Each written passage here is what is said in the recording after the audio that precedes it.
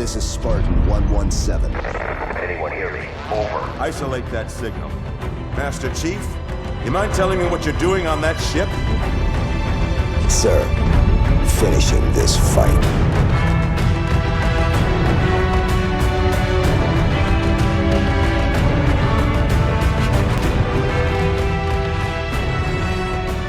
Welcome back to Finish the Fight, a Halo podcast. I am your host, Jesse Reiners. And I'm your host, Alex Kendall. And before we get into the topic at hand, first let's go over just some updates within the Halo community. So first and foremost, as you know, we will probably be getting some Halo 3 PC flights here this month. Yeah, so I know one of the big things, obviously, with all these launches is right now they are doing it twofold. They're going back and fixing a lot of what Halo 2 and 2A they brought back is really doing on the PC. A lot of people are complaining about the bugs.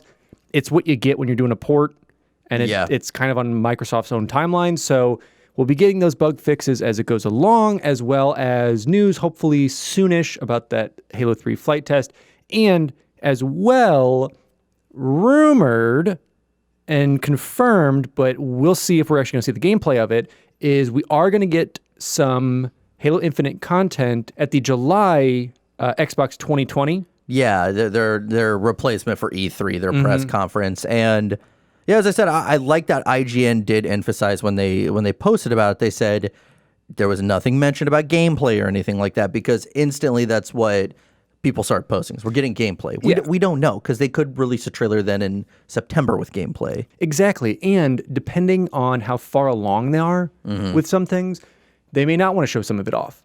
You may want to have it still close to heart, so that when you do come close to launch, you're like, boom, new thing. Yeah. So people will get super, super hyped and really try and buy the new system and buy the new game. I suspect we'll start seeing some Vidocs. I don't think we're going to get everything, including the kitchen sink in this. Again, I could be wrong, but I think we're going to get probably another trailer, possibly a story trailer, and then we're going to start getting more Vidocs and everything like that, because that's kind of what happened when it came to the episode that we're actually going to cover. And final bit, it now has been released that we are getting a Halo Infinite art book and concept book. So Dark Horse is publishing that, which is going to be really awesome. And they even released a statement saying that they were able to work with the artists and everyone on the team and get these firsthand experiences seeing the art and seeing 343's possible new styles, seeing some of the concepts they have. I know we've had leaks in the past of, maybe a grappling hook, maybe this. So they're actually going to be the ones to see it first, write it up. So pre-orders are available now. I believe the book is $40 US, and I think release is December. Yeah. So it'll be obviously released after it, so because it's going to be full of spoilers and full of other things about Halo and Infinite and all of those possibilities, because it is infinite. So we'll see. All right, with that being said, let's get into the meat and potatoes of today's episode. We are going to cover Halo 4, and I'm very surprised to see how many people were requesting this. Yeah, I'm excited about it. I'm always excited about the game episodes, because as you and I know, most of us in the community, that's what we've done. We've played the games. We've maybe dabbled in the books. For some reason, played the board games. You know, there's plenty of things out there, but obviously the games have always been the core. So I'm always excited to come back to those. And I know for you, it's one of the biggest tasks, but it's one of the most rewarding tasks for research. Just being able to see interviews and what went on behind the scenes and what really came together to give us this piece of media that we have today, Halo 4. Yeah, so without anything else, let's dive into the episode. Halo 4 is the first original Halo title developed by 343 Industries and Certain Affinity. The game takes place 4 years after the events of Halo 3, with Chief and Cortana finding themselves in an ancient Forerunner world, fighting a new ancient evil, all while trying to save Cortana from rampancy. The game was released November 6, 2012, and would be the last Halo game to be originally released on the Xbox 360. Yeah, because that was released almost right at the system quote-unquote death. Yeah, it was on its last leg, and we'll dive into it about why it was. It was in hospice, and they still go, take this game, Xbox. Insert disc, and it's like, kill. I'm red ringing. No, play this game. Pull the plug. All right, so early stages of development for Halo 4. Bungie wanted to create Halo games, but 343 Industries wanted to explore and expand the Halo universe, as we've seen thus far with so many books and media before their even first game was released, all while picking up where Bungie left off. Yep. When Bungie separated from Microsoft in 2007 to become an independent studio, fans were worried that once they left in 2010, Halo would be gone for good. Rumors, though, would start to rise from fans that Gearbox Software might take over the Halo development. And we know that Gearbox has worked on Halo PC and some other various elements within Halo, so, that could be an idea on it. They were doing very well at the time. They might just inherit, because Gearbox did Borderlands and a couple others. So they worked on Half-Life as well. They wrote some of those episodes. Yeah, so you can first see them being like, all right, we're going to take the whole mantle and take the Halo mantle. Yeah. So it makes sense. However, the interview that would spawn the rumor came from the official Xbox magazine in August 2008. In an interview with Gearbox Software CEO Randy Pitchford, where he stated that the company was working on a secret project that they couldn't talk about. Later on, EGTV would ask Pitchford outright if one of the new games Gearbox is working on was Halo, with Pitchford stating they couldn't talk about it. And this is regular within NDAs that you'll sign, so non-disclosure agreements. You can never confirm nor deny anything. Yeah, you really just can't even bring up the time. If it's brought up to you, just pretend it's like fire and be like, I can't touch that. Exactly, because let's say he did say no. Well, that now narrows it down that it's not an Xbox game. Let's find out what it is. Yeah. So unfortunately, that's what it is. But like you said, it does lead to rumors and it does lead to people speculating because people love to do it. A PR representative of Gearbox would also jump in and state that they couldn't talk about it. Kind of fanning those flames of rumor when you have a PR guy going, Yeah, and once again, that doesn't always mean that they're hiding something. Yeah. It just means they literally cannot talk about it. Yeah. Bungie themselves were actually not fans of Gearbox, making them one of 3 studios that could not touch a port of Destiny in their contract with Activision. Yeah, so it's I think there's I think that's kind of says something to Microsoft too. If the guys who did create this were like, they can't touch the thing we're working on, so they probably shouldn't touch that thing either. Yeah, and I think for them too, I mean, because even going back to Halo Wars, and they're like, we don't want to work with them. Yeah. We want nothing to do with Ensemble. We don't want to work with them. So I think it's kind of protecting your child. Yeah. You don't want these 40-year-old men to come in and watch your child. Essentially, yeah. So the Halo Waypoint Twitter account, which later turned the official Halo Twitter account, would tweet in 2009, quote, "For the record, Gearbox is not working on a Halo title for Microsoft." Which, by the way, if you follow us on Twitter, you will see that I randomly found this tweet and then just retweeted it. And a lot of people were like, what the hell is this about? So just an FYI, I just retweeted it with simpler times or something along those lines. Because I thought it was hilarious because imagine following Halo Waypoint and you just randomly see that and you're like, huh? Oh, okay. Interesting. But at one point, Gearbox was in fact the frontrunner to develop 1 or 2 Halo games. Microsoft was debating on the idea of ending the Halo IP once Reach had been released, or hiring an external developer to develop 1 or 2 more games for the franchise. Since Gearbox had worked on the PC port for CE, they had their foot in the door. Bonnie Ross, though, was able to convince Microsoft to keep the development of Halo in-house, considering she thought it would be blasphemy to do otherwise. From this, she was able to convince Shane Kim to build an internal team at Microsoft to tackle the Halo IP, even though both Shane Kim and Robbie Bach, who was a former Xbox higher-up, advised against this for 2 reasons. 1, they didn't think anyone other than Bungie could produce a Halo game. And then 2... Sure. 2, people in Microsoft might push an internal team to do things with the Halo franchise that wouldn't be right for it. So keep this in mind, guys, that at one point, I know a lot of people say, they should have let Halo die. They should have let Halo die. It wasn't Microsoft who kept it alive, because it was Bonnie Ross who said, hey, we should do this. Because Microsoft was even thinking, should we just let it die and just that be it? But you had people saying, no. Let's take up the mantle. So it was, in fact, 343 Industries who would be developing the game for Microsoft. As stated in our Combat Evolved anniversary episode, 343 Industries did help with minor portions of Reach's development, primarily with the DLC and the publishing.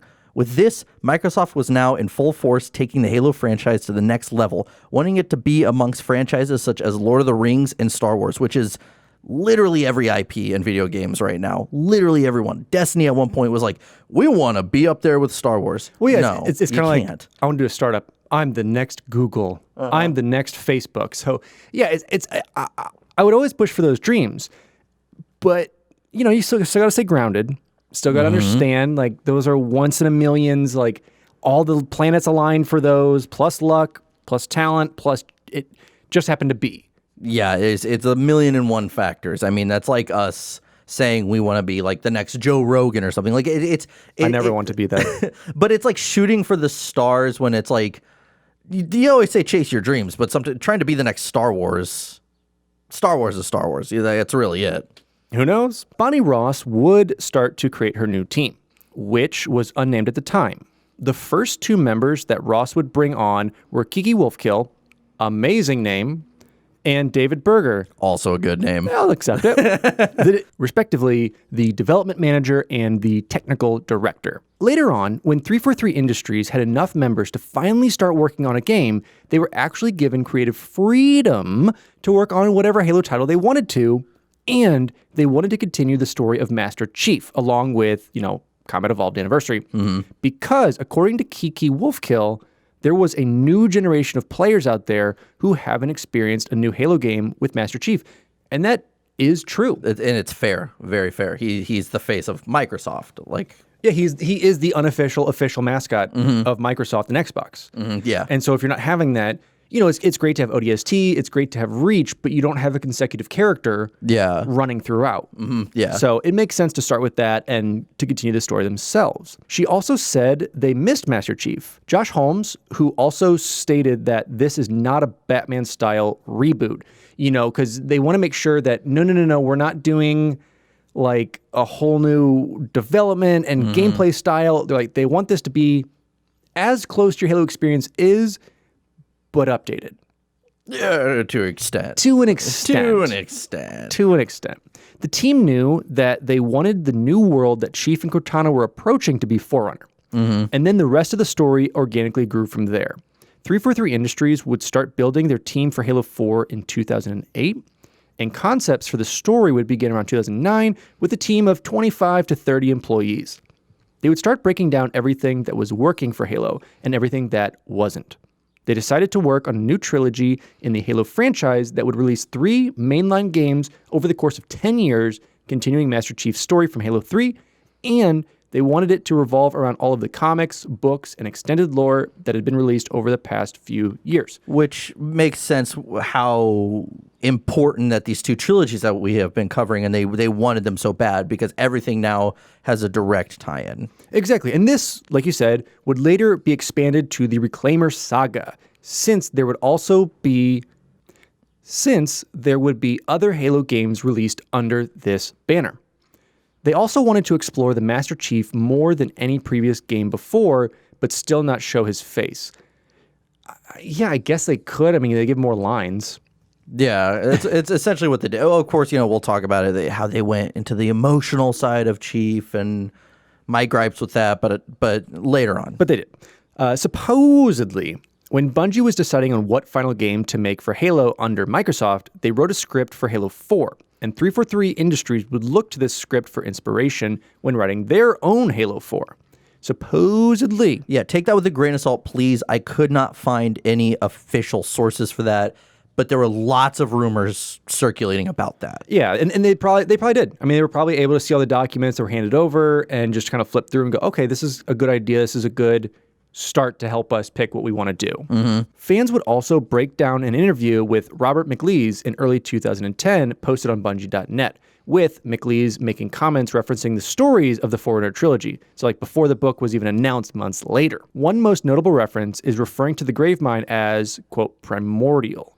When asked about the ending of Halo 3 being a blank slate for 343 Industries to build on, Josh Holmes said, quote, there were definitely ideas that at the end of Halo 3 about where the story might go, but then it was handed off to a new developer with a new creative vision. Yeah, so again, I do think that Bungie did develop a story, and some loose characteristics and plot lines were potentially pulled from it. Yeah, and it makes sense. I mean, they originally wanted to do that. Then Microsoft is like, you can't leave. No, we want to leave. All right, here's your 3 games you have to make. And we get to keep Halo. Yeah. And so it makes sense that they had scripts for a bunch of them. And they even talked about that going through ODST and Reach. Like this was kind of pulled from other ideas they also had throughout their Halos. Yeah. So 343 Industries would actually move into the old Bungie building upon Bungie's exit from Reach. Bungie actually left 2 beers and 2 open tuna cans under the floor in the old office. Just to mess with them. Just to give them that stinky... And you know what? I love that, though, because I don't think there are any hard feelings between 343 and Bungie, but I think it's like just fun. I think it's that same kind of fratty mentality of like, oh, the freshies are moving in. Yeah, throw it on the floorboards, make them find it. Joe Tung had also told 343 Industries that he was going to befoul all the toilets before the departure, but luckily he never went through with it. They actually did replace all of the male toilets, so it's like industrial strength toilets when they moved in. That was like one of the first things they did. So maybe he actually did. Maybe. It took 343 Industries weeks to find the cans of tunas, but afterwards swore that they would get Bungie back.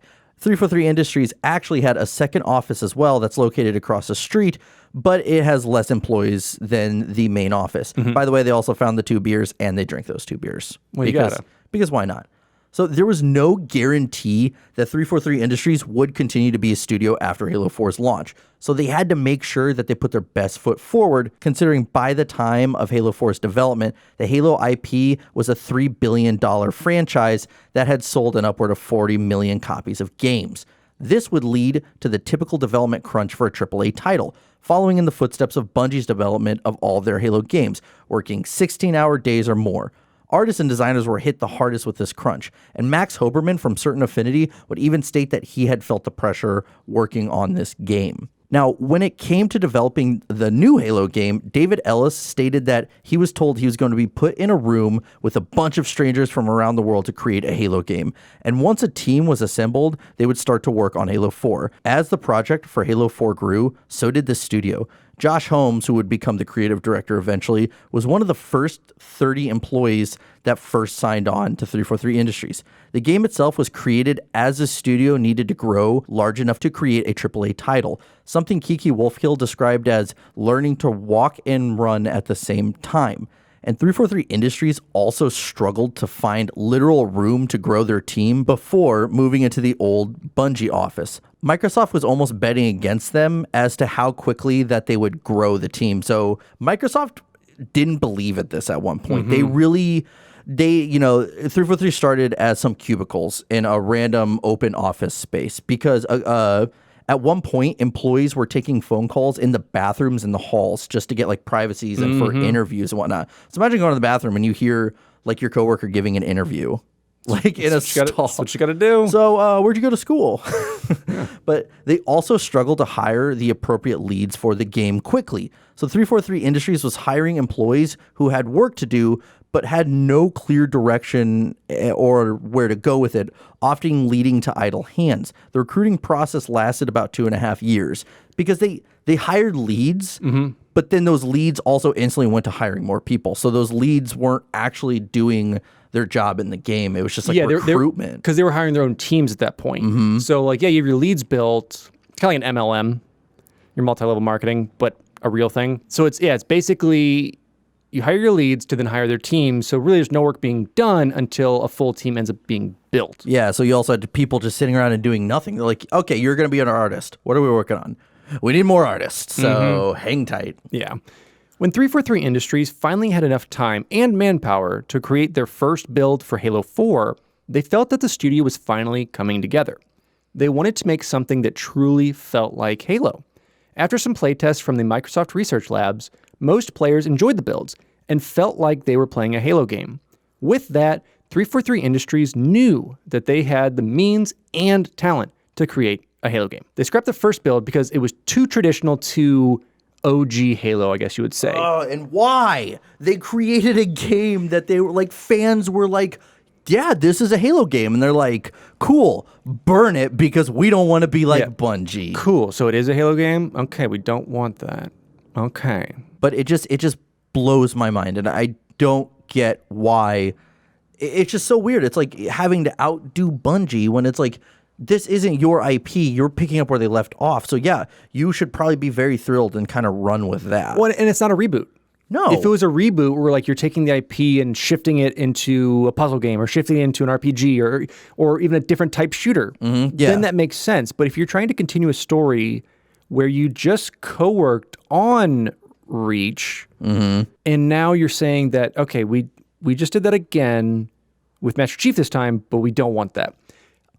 I get it and I don't get it because, like you said, we've already had the test labs go, yeah, it's a Halo game.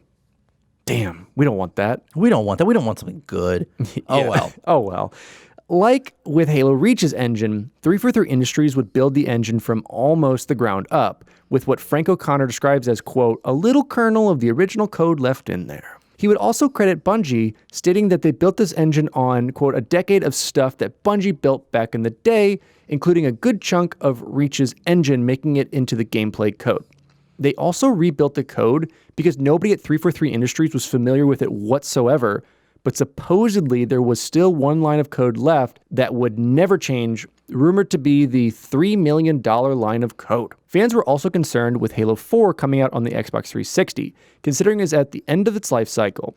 But 343 Industries would claim that there was so much untapped technology in the 360 that they utilized when creating the game, even though rumors were starting to appear from IGN stating Halo 4 might have been a launch title for the next-gen Xbox console. So it makes sense that people were kind of panicking and say, they think that like the Xbox is maxed out. And that makes sense. It's the end of its life cycle. And we do see new code and updates to the engine. We've seen it with the One, with obviously newer One consoles coming out and pushing more to the limit of what the console can do. But at the same time, when you're on that cusp of next gen, I can understand what fans are saying. Like, why not just wait?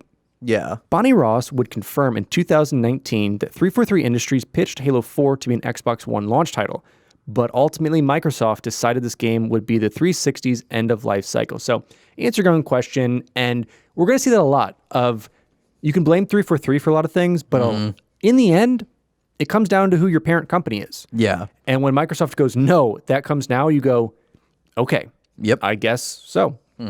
Josh Holmes also credits the art team for the success of Halo 4's seemingly next-gen graphics on a 7-year-old console. I mean, you can't deny it. It is a good-looking game for the most part. So I was impressed when I played it on 360. I was like, okay, I'm sold on the graphics. Yeah. That's it. But 343 Industries would look at the sandbox, enemy encounters, and the water cooler moments of the gameplay to make it feel like a Halo game. They wanted to make Halo 4's sandbox the grandest one at the time, and they would accomplish this with adding new enemies and armor abilities that would also include new sets of weapons. Before 343 Industries would ever announce who the Prometheans were, they would only tell fans that new enemies were coming. The idea of having new enemies came from 343 Industries not wanting the Covenant to be the main baddies anymore. Plus, they felt like players were getting enemy fatigue when it came to the Covenant. Which I can agree with to a point. We've had now, 1, 2, 3, 4, 5 games with basically the same. Now, you did add engineers, you added brutes, you've changed some stuff around. But for the most part, yeah, I mean, you're fighting the same stuff. They all have the same role tactic. Yeah. So I understand where they're coming from. Totally understand. They also wanted to explore and expand the Forerunner civilization, since Frank O'Connor was always interested in the Forerunner backstory, and it was up to him whether or not the Forerunners would return in Halo. So it was up to him alone, and he went, yeah, I want to learn more about that, so I'll just write it, because that's essentially what happens. So 343 Industries wanted to have the player face an enemy that felt smarter than the player themselves and could adapt to any engagement that they might have with the player. So 343 Industries would look to Voltron, the T-1000 from Terminator 2, and the alien from The Thing when getting inspiration for the design of what would then become the Prometheans, which, interesting, because if you've ever seen The Thing, I don't know. I'm so confused on where they got the inspiration from that. But because it's a shape-shifting alien, I can get Terminator, but oh well, I'm looking at it too deeply. I mean, if they're trying to say that they're smart and they're smarter and can adapt to the player, sure. I mean, I guess you can pull from those, but their adaptation to the battle is just teleporting away. And Voltron's a bunch of bots put together, so I'm not really. I guess, I don't know. But this quote is really ironic for it. So Kiki Wolfkill had this to say when it came to designing the Prometheans. So she said, the design process for the Prometheans was intriguing, exciting, and then a long, painful process. I think it was because everyone was so invested in what they wanted out of them. We didn't want them to look like monsters, and we didn't want them to look like robots. You designed robot monsters, though. Yeah, you did. You literally designed dogs, big bugs, and kind of human-looking robots. Yeah. So it's weird. Like, we don't want them to look like monsters and robots. What? But make all their armor not like armor, but robot. Yeah. And a lot of them make robotic noises. Yeah. But 343 Industries would also break the mold on traditional Forerunner architecture, wanting to specifically separate their designs from Bungie's designs, but still have a recognizable Forerunner tech and structures, which is a debate I've seen so often is 343's, not even just their overall art direction, but just with the Forerunner architecture, which they've gone on to say that the kind of architecture we see is just kind of different because of the roles on who designed it, I believe. It's so weird. Well, yeah, because I think they're claiming to, within the, kind of like with every society, within Forerunner, yes, you have your commonalities and how things are built, but different builders might have different ways they want things done. Yeah. Different cultures with subcultures within them. So I get it, but I just don't think from the beginning that was ever explained well. No, it was just everything looks different. And then you have to check out interviews and books and all this stuff to make sense of it sometimes, you know? Yeah. Frank O'Connor would claim that fans would get to know the Master Chief more, but mainly through those around him, stating they didn't want him to be a more open character, you know, kind of going from Halo 3 to Halo 4 to be like this chatty Cathy, like, oh, let me tell you about my problems and let me tell you about this soup I made. And basically it's Master Chief Twitter. Yeah, which essentially, I think I read somewhere that he talks more in the first mission than he does in all 3 games. Correct, because it ends up being pretty obvious of that shift and change, which, you know, to each their own. I think they handled it as best they could, making him a more relatable character than looking back at like the CE guidebook that you're a cyborg. Yeah. You know, so I think it has been a change, and I think they did do well with that. Yeah. 343 Industries wanted to make Chief his own character and more human, like we said, but there was a possibility that they weren't going to have Steve Downes return as Chief, but knew that ultimately fans wanted Downes no matter what. Nonetheless, they would ask Downes to send a demo of Master Chief showing more emotion. 343 Industries wanted to make sure that Downes could portray a character like Chief with emotion. Hey, I know you've played this character for close to 10 years, a little bit over that. Could you do it better? Yeah, because they never officially told Downes that we're replacing you, but that was the first time he had been asked for a demo tape. Bungie would call him and say, hey, we're doing another Halo game. He'd say, cool. But all of a sudden they're like, yeah, can you send us a demo tape? And he's like, what? Why? And by the way, Steve Downes himself is the one that said, yeah, I think they were about to replace me, but fans would have been pissed. Yeah. The nice thing about it, too, is that Downes was actually hoping this would eventually happen to Chief, you know, because that is basically him. Yeah. So that he was definitely on board with that change of character. Downes would even take acting lessons for Halo 4. He portrayed Chief as being confused about how he would deal with these emotions he was feeling about Cortana's rampancy, because really the only time we ever in the game see a connection between Chief and really anyone is Cortana.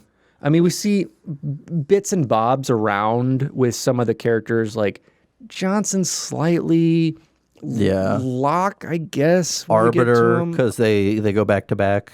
Yeah, and we see it, but overall it's Cortana. It's mom / girlfriend.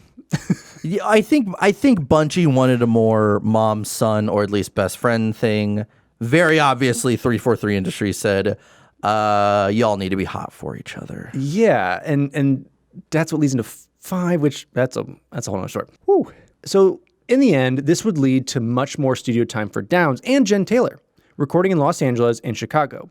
Downes would also get to work with the writers and directors more and even see some rough cuts of the cutscenes. Jen Taylor would state she didn't approach Cortana any differently this time around, but she had a lot of fun with Halo 4's Cortana. Josh Holmes claimed that Halo 4 was a darker and more sophisticated when it came to the cinematics and storytelling This included the character development. Both Downs and Taylor were given the script long before they would record. That way they could get a better understanding and practice and figure out who their character was before they even jumped into the booth. The direction to take the game into these darker undertones was to help 343 Industries stand out from Bungie. I will say, I think 343 Industries did it right when they got Jen Taylor and Steve Downs way more involved. Before it was, here's your script, you have 10 minutes and we record, and then they, and we'll bring this up again, but Jen and Steve had never met before Halo 4, so it's kind of crazy. And you could tell in some of the games, because, like you said, it was much more, whether there was meant or not, much more of that mother-son thing, just because there was almost little to no, not emotion, but little to no, like, familiarity. It was kind of like, she'd poke fun at him, he'd poke fun. It was, like, cutesy and more family-esque. And in this, it was much more intimate. So funny enough, when players participated in Halo 4 test builds, the first questions that would always arise are, where's Master Chief's voice? And 343 Industries would have to tell them, we haven't recorded it yet. I mean, that would be scary too. Like, this new studio takes over, play this game. Where's the main character? Where's my man? Where's my dude? Where's Steve Downs? And you've literally promised to bring Master Chief back, and he's not. Yeah. So moving on from Jen Taylor and Steve Downs, in late May of 2011, Microsoft actually didn't own the domain to Halo 4. They also didn't own Halo6.com, Halo7.com, or Halo8.com.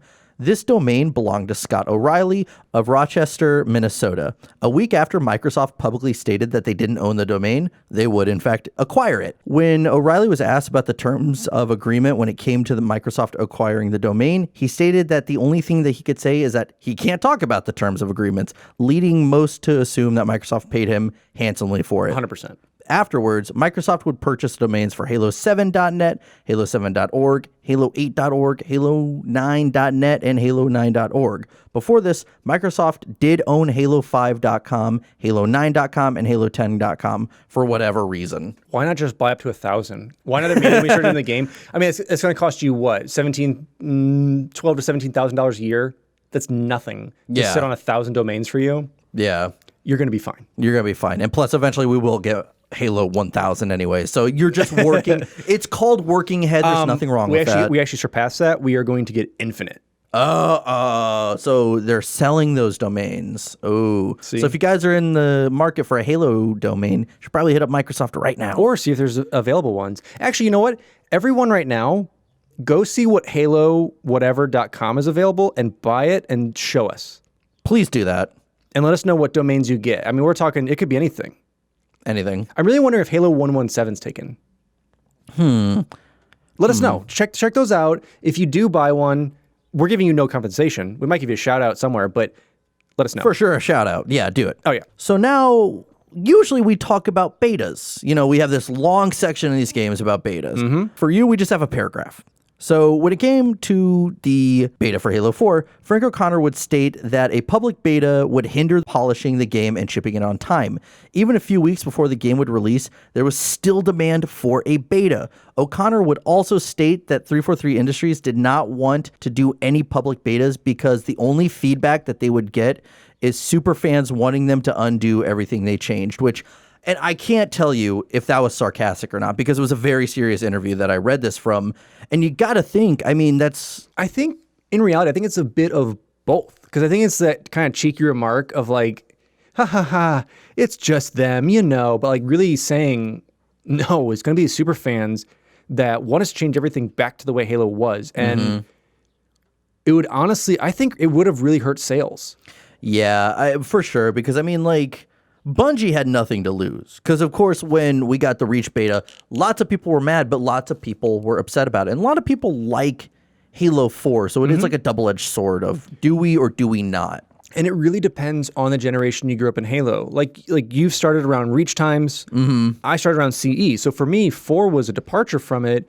And I know with you, same in a little bit because you went back and played a lot of them. But we have a lot of fans and people we've talked to where the younger generation, they started on that. They started on possibly 4 and 5 and went back and are used to modern day shooting mechanics, which those started to implement with sprint and some of the skills and as we get to 5 with clambering and stuff like that. So I can understand that, which to tangent off a little bit, which does bring it to Infinite. Yeah. You know, are we going to see betas and stuff like that? Are we like, they're saying yes, they're saying no, like they've kind of been over it, but we'll never know until we get close. Exactly. Moving on now, after my beautiful tangent, I might say, tangential tangent. We're on to the late stages of development. In the fall of 2011, narrative director Ryan Payton would leave 343 Industries, stating he didn't feel creatively excited about the game anymore, and would go on to start Camouflage. His new studio would quickly team up with the production company Logan to work on Republic with, quote, a game that 1 billion people play at once, and it's something that hits them harder than a great book or film. And that was by Payton's out there. Payton's out. You know, dream big. He went above Lord of the Rings. He went above World. Exactly. When Payton left 343 Industries, most didn't know he actually wasn't leaving as the creative director. Yeah, he was creative director at one time, and he was, we'll talk about it, demoted to narrative director. So like, I assume it's just like a lot of internal name changes, and they just we're gonna dive into that. Yeah, because Ryan had this to say about it. However, I think the problem we had with doing something creatively challenging and risky is that we were attempting to do this with a new team that had never shipped anything together. And that makes sense. Yeah. Look at Bungie's OG gaming. A lot of years put into it, but a lot of years of bonding, griping, coming together. Finding the right process to do things. And finding your unit. Payton had spent 2 years as the creative director for the game, stating that every book he read, movie he watched, and game he had played were all for Halo 4. Whatever. He's stroking himself a lot in this. He didn't care about anything else other than his family and Halo 4. One day, Payton was informed he was no longer the creative director. Effective immediately, he was now the narrative director. A lot, if not most of his ideas for Halo 4 never shipped with the game. According to Payton, some of his ideas would make it to Halo 5. But Payton would also say that he learned a lot from his demotion, saying, quote, the Halo I wanted to build was fundamentally different, and I don't think I had built enough credibility to see such a crazy endeavor through. So he does kind of admit, like, I think he's kind of full of himself. We see that in his quote about, Republic and a couple of things. And he did, I guarantee he ate, slept, breathed Halo. So I think his heart was there, but I think at times you can be blinded by that and not know where to take a direction. Yeah, I mean, also sometimes you're the creative director, you're head honcho. Sometimes that's not good. Yeah. Sometimes not good because your ideas can be too far out there, in which they were. But at this point, it is debated whether or not the game was going through a reboot. Shortly after Josh Holmes took over as a creative director, it was only a matter of weeks before the whole team was back on track to developing the game. Holmes was also tasked with taking a lot of Payton's ideas and bringing them to reality. Frank O'Connor states that a lot of what Payton wanted to do in Halo 4 would be present in Republic. But, I mean, I think the game went through a reboot. I've seen, a lot of 343 Industries people say, hey, no, but you had people from Certain Affinity saying, yeah, it was kind of going through a reboot. And here's the thing, I guarantee Infinite's going to have that as well. I mean, probably. Infinite's been on a life cycle where we've ran through BRs, Battle Royales as a mode, and Call of Duty rebooting, and all these other like different genres either coming up with new IPs, a take on their old IPs.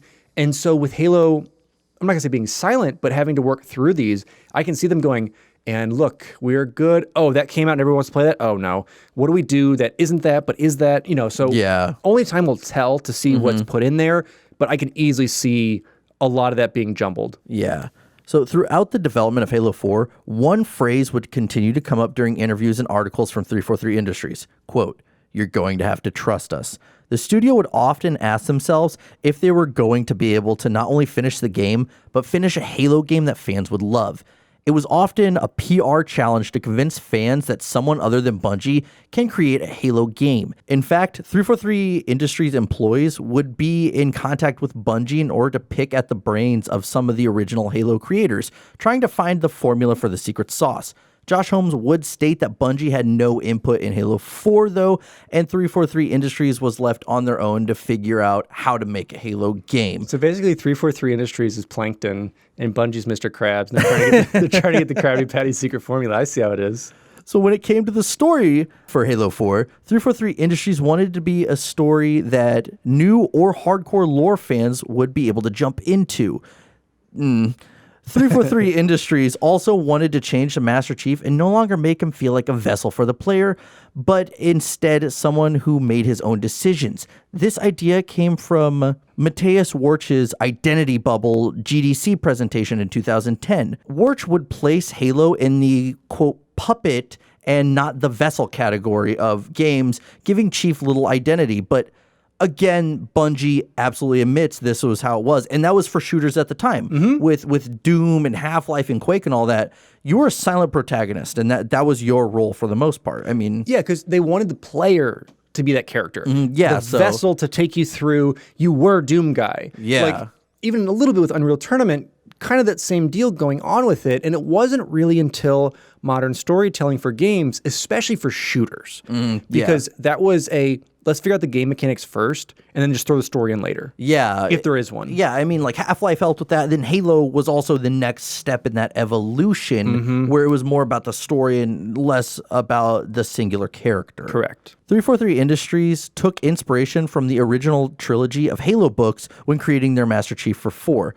The inspiration for Cortana's rampancy, this is kind of sad, by the way, came from creative director Josh Holmes' mother, who was diagnosed with dementia during the early stages of development of Halo 4. And he wanted to show fans who weren't familiar with something like that what it was like. So that is truly heartbreaking. Yeah, and you can definitely see it. You can see that is really where they got their idea for rampancy in this way. And we even see a little bit from the AIs in the books. Yeah. Going on about it. Like Black Box talks a little bit about it. And some of the AIs in the previous books talk a little bit. But yeah, it really harbors home here, visually seeing it and seeing what she's going through. And if you've ever experienced it in real life as well, it's heartbreaking. So I'd say if you ever play Halo 4 again, kind of look at it from that perspective. And I think it will become a lot more of a personal effect on you. When it came to the overall story of Halo 4, it was told through 10 channels.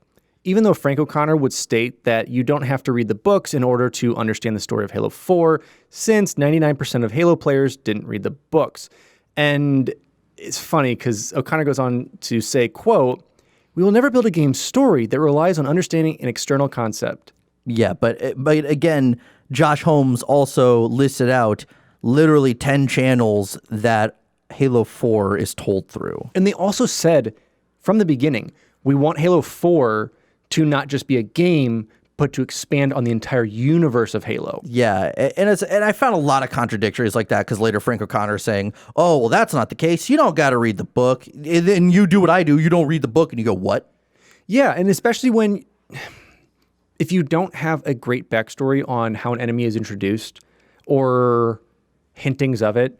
I mean, yeah, you could say Forerunner structures were, but you don't know who the Forerunners are, what they look like. We don't know anything about them. You have inklings of what's going to happen, but then they're just like, here they are. They're in a floating bubble. Best of luck. And to give you guys an idea on the 10 outlets they were talking about, that you didn't need, but you kind of do need to really understand what Halo 4 really unfolds into. Obviously a Forward Unto Dawn, which is an episode we just covered, the Halo 4 campaign itself. And we also have the Infinity computer graphics series, which, to dumb it down a little bit, it's kind of the cutscenes throughout Spartan Ops, which were designed separately from the actual Spartan Ops like campaigns that you do. Yeah. So you have those, Spartan Ops itself, all of the previous gaming titles, the Halo 4 terminals, the live action shorts we were given, the Bear novels, the Travis novels, and of course the comics that have led up to that. So it's a decent chunk if you haven't been keeping up with it. Yeah, exactly. And there's bits and bobs that come through, but yeah, so there's a bit to go on. But when it came to the tech side of developing the game, Dave Berger, so the tech lead, would state that his team would work with the art director to make the tech fit the art style. We talked about this in previous episodes, and you'll know this if you've ever worked in the gaming industry, or really anytime you're working tech and art. Both sides fight with each other. All the time. Art wants to make the most beautiful game with the most assets ever, and tech has to go, that is very unrealistic. We only have this much processing power. Yeah. You have to pick what you want in there. So to have them work together is astounding, and you can definitely see it. I will say it is a pretty game.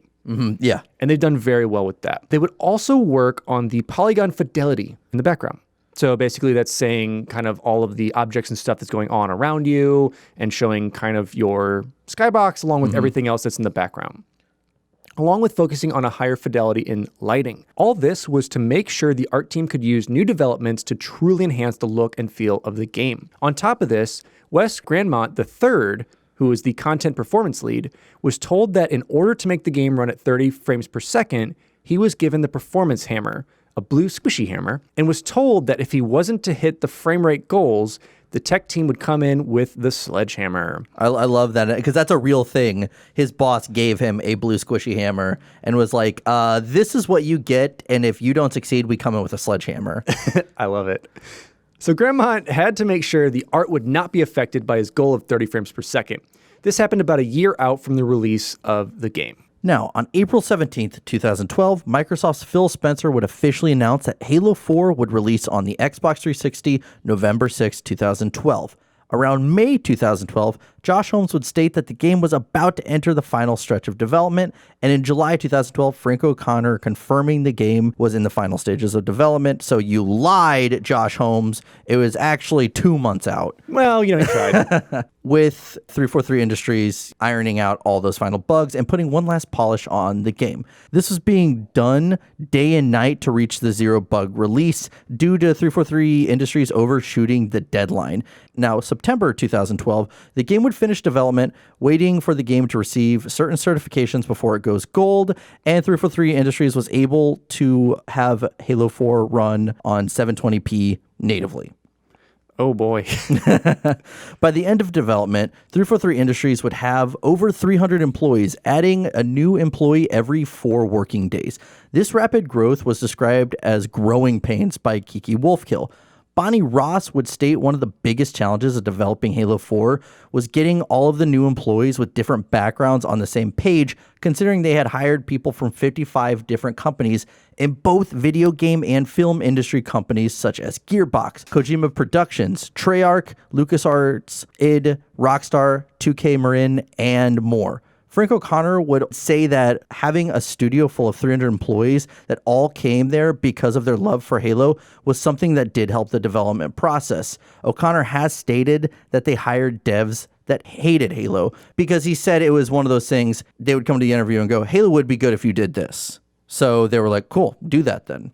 So it's ironic. Well, it helps too, so that not everyone's like loving the whole game and won't change any of it. They're not yes men to it, because you have to have those people that go, this has always been something that's plagued it. Let's do it. Let's do this differently. Yeah.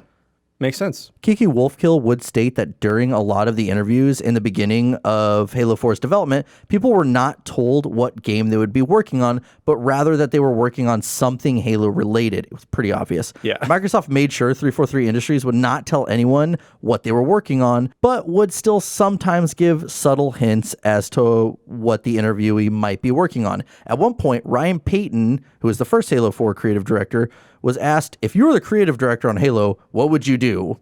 Pretty straightforward. If you were the creative director on Halo, possibly the 4th one, what would you be doing for Halo, not 1, 2, 3, or 5? Yeah, because that's when he knew exactly what he was interviewing for. Like, they wouldn't do that and be like, okay, you're going to go scrub the toilets now. You were on Peggle 3. So as early as 2012, though, many sites were reporting very obviously that 343 Industries is hiring for the next Halo game. When it came to Halo 4, Frank O'Connor would state that even though it looked like a Halo game, the play and feel of it would have its own vibe, and that's what 343 Industries wanted to accomplish. I think they did. He speculated that Bungie would have done the same thing if they had continued working on Halo games. You can't, that's an excuse. You're like, Bungie would have done it, so that's why we did it. And I agree they would have, but for me, Frank O'Connor has a lot of, not excuses, but like these weird workarounds of like, someone else would have done it too. Lots of them, so many of them. They would have done that too, which, yeah, you're right, but you're wrong because they didn't work on it. I think Halo 4 would have been more like Halo 6 or 7 if they had kept working on it, because it's night and day. Yeah. Halo 3 and Halo 4. Mm-hmm. Halo 4 took about 3.5 years to develop. Shortly after the release of Halo 4, Microsoft would state that they are hiring developers with MMO experience, so massive multiplayer online, for work on the Halo franchise. As mentioned in the Halo Reach episode, Phil Spencer stated that Microsoft planned on releasing more Halo games, but didn't specifically say they would be mainline games. or even FPS games. If Halo 4 proved to be successful, this ball would start rolling. Less than a year after the release of Halo 4, the studio would announce that they are not only working on Halo 5, but other unnamed projects, like Wars 2, a couple of little mobile experiences, so a lot of other extras they had within that. Kiki Wolfkill described Halo 4's development as unnatural and would state, quote, "We started off with a number of people who had a ton of industry experience and thought, we're going to do everything right. We've seen all these mistakes in the past. We'll avoid those because we're smarter and we have the experience. The reality is circumstance forces you down a path and your ambitions collide, and there will always be catch up that you're doing. That's where most mistakes are made." I agree. I mean, that's any creative process with it. It's kind of like, oh yeah, we've done that before. We did the mistake. We're the best of the best, and we're not going to do anything bad. Yeah. So now let's move on to the trivia. So we've gone through the development for the most part. Let's just wrap it up with some little tidbits you may or may not have known. I love me some trivia. So starting out, any copy of Halo 4 purchased in New Zealand, labeled M for mature, would have been an illegal purchase. Since Halo 4 was supposed to be released as an R13 game, Microsoft would send copies of an R13 sticker to anyone who applied for it. So they're buying this game, but it's technically mislabeled, so it's illegal. So they literally had to send them stickers, like, go stick it on there real quick. Who doesn't love bureaucracy? Oh, like, it's rated that. Just put a sticker on it. Okay, now it's fine. It's so silly. So moving on, 343 Industries would follow in Bungie's footsteps when it came to fudging up some lore every now and again, with Frank O'Connor stating, quote, "The game is king. When we make a new game in the Halo universe, you're going to have some new weapons. So when people ask, why haven't I seen that weapon before? The truthful answer is because it's a new game and we need to put new weapons in the game." You know what? Can't argue with that. Nope, absolutely not. So Microsoft would once again utilize their playtest labs for Halo 4. Most of the cutscenes didn't have any audio, though. Anyone who came in to test the campaign would be rewarded with a year of Xbox Live, an Xbox Live points card, Forza 4, and Alan Wake, which I actually really like Alan Wake. In the course of 12 years and 100,000 players through the Microsoft playtest labs, a confirmed 7 participants were caught leaking details of the game as of 2012.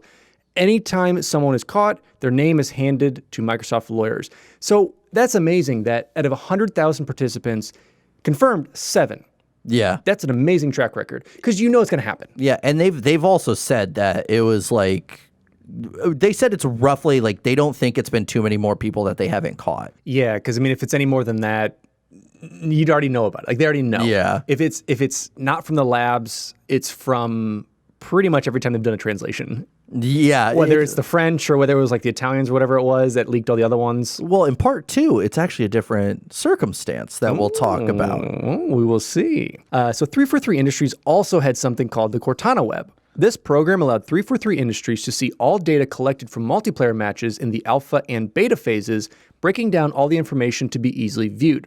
You could also ask the Cortana Web questions about the information. That's really cool. Yeah, so a lot of developers loved it because you can literally type in how many players died in this map, and it'll just bring it up instantly. And there's a couple games, not off the top of my head, put them in the comments for me, that have this feature where you can see like kind of where everyone's died, where like the hot spots are, and it's like a whole heat map. Which is really cool to see.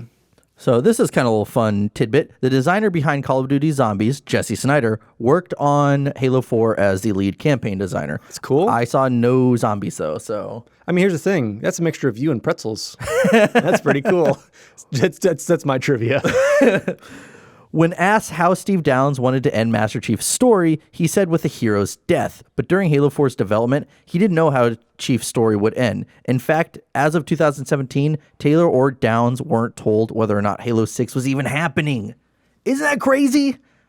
It's pretty nuts. I mean, and I guess you don't want to have those hopes up. No. Especially, like, let's say the games did bomb and you're done. Like let's just say that happened, or in 5 you somehow figure out a way to wrap the story up. DLC where it's all done. Yeah, it's kind of like when a Netflix show just drops randomly. It's like, here's a quick movie, watch it. We're wrapping everything up for you.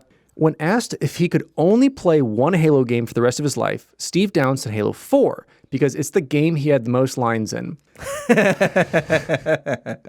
I like that there's no other qualifier from it. Was the best one for like shooting and gaming experience? I talk the most in it. But you gotta realize though, he is not a gamer. He barely knows anything because he had a cameo video where he was holding a plasma rifle backwards. So like it's clearly he loves the fan base though. And I think for him too, like having him and Jen take acting lessons and all this stuff, like being so much more involved, I can definitely understand that. Yeah, going through that's really, really cool. And with that, both Downs and Jen Taylor don't really play the Halo games, like we said. Jen Taylor actually didn't even pay much attention to the games until Halo 3. Yeah, because I think they threw like a party for Halo 3's release, and they had like a montage of like Cortana and Jen Taylor, and she's like, "Oh, this is a big deal." So this was Steve Downs' moment when he had like 30 kids signing the Xbox, because she's like, "Oh, this is kind of a big deal, actually." That's why this paycheck was so big on the third one. Well, and especially because this is early 2000s. This is still, in my opinion, infancy of modern gaming and really what that means. So it's before it was so many passion projects and figuring out the utilities, and now you're actually getting fan bases around cinematics. Yeah. Not just like, oh, we're playing Donkey Kong, we're trying to be the top score. It's now we're playing it for the love of the story and the characters. And one last bit with that, Mackenzie Mason, which was Cortana's mocap actress, said she played a lot of Halo CE and 3 before getting her role in the game. Before Halo 3, Steve Downs and Jen Taylor never knew the story of the game when they came in to record, and said they would learn the story as they were reading lines. So as we mentioned earlier, they were actually given time to talk to the writers and and the directors and kind of get more insight into that. Now, Halo 4 had 13,000 lines of dialogue, which is significantly less than what we got from Halo 3 and Halo Reach as well. And Halo 4 used elements from Greg Bear's Forerunner trilogy in their game, inspired by the novels. We talked about that, but for anyone, who didn't listen to those book episodes, because Greg Bear loved Halo 4, because again, they said, oh, that idea or that character's cool. We're going to bring that into the game.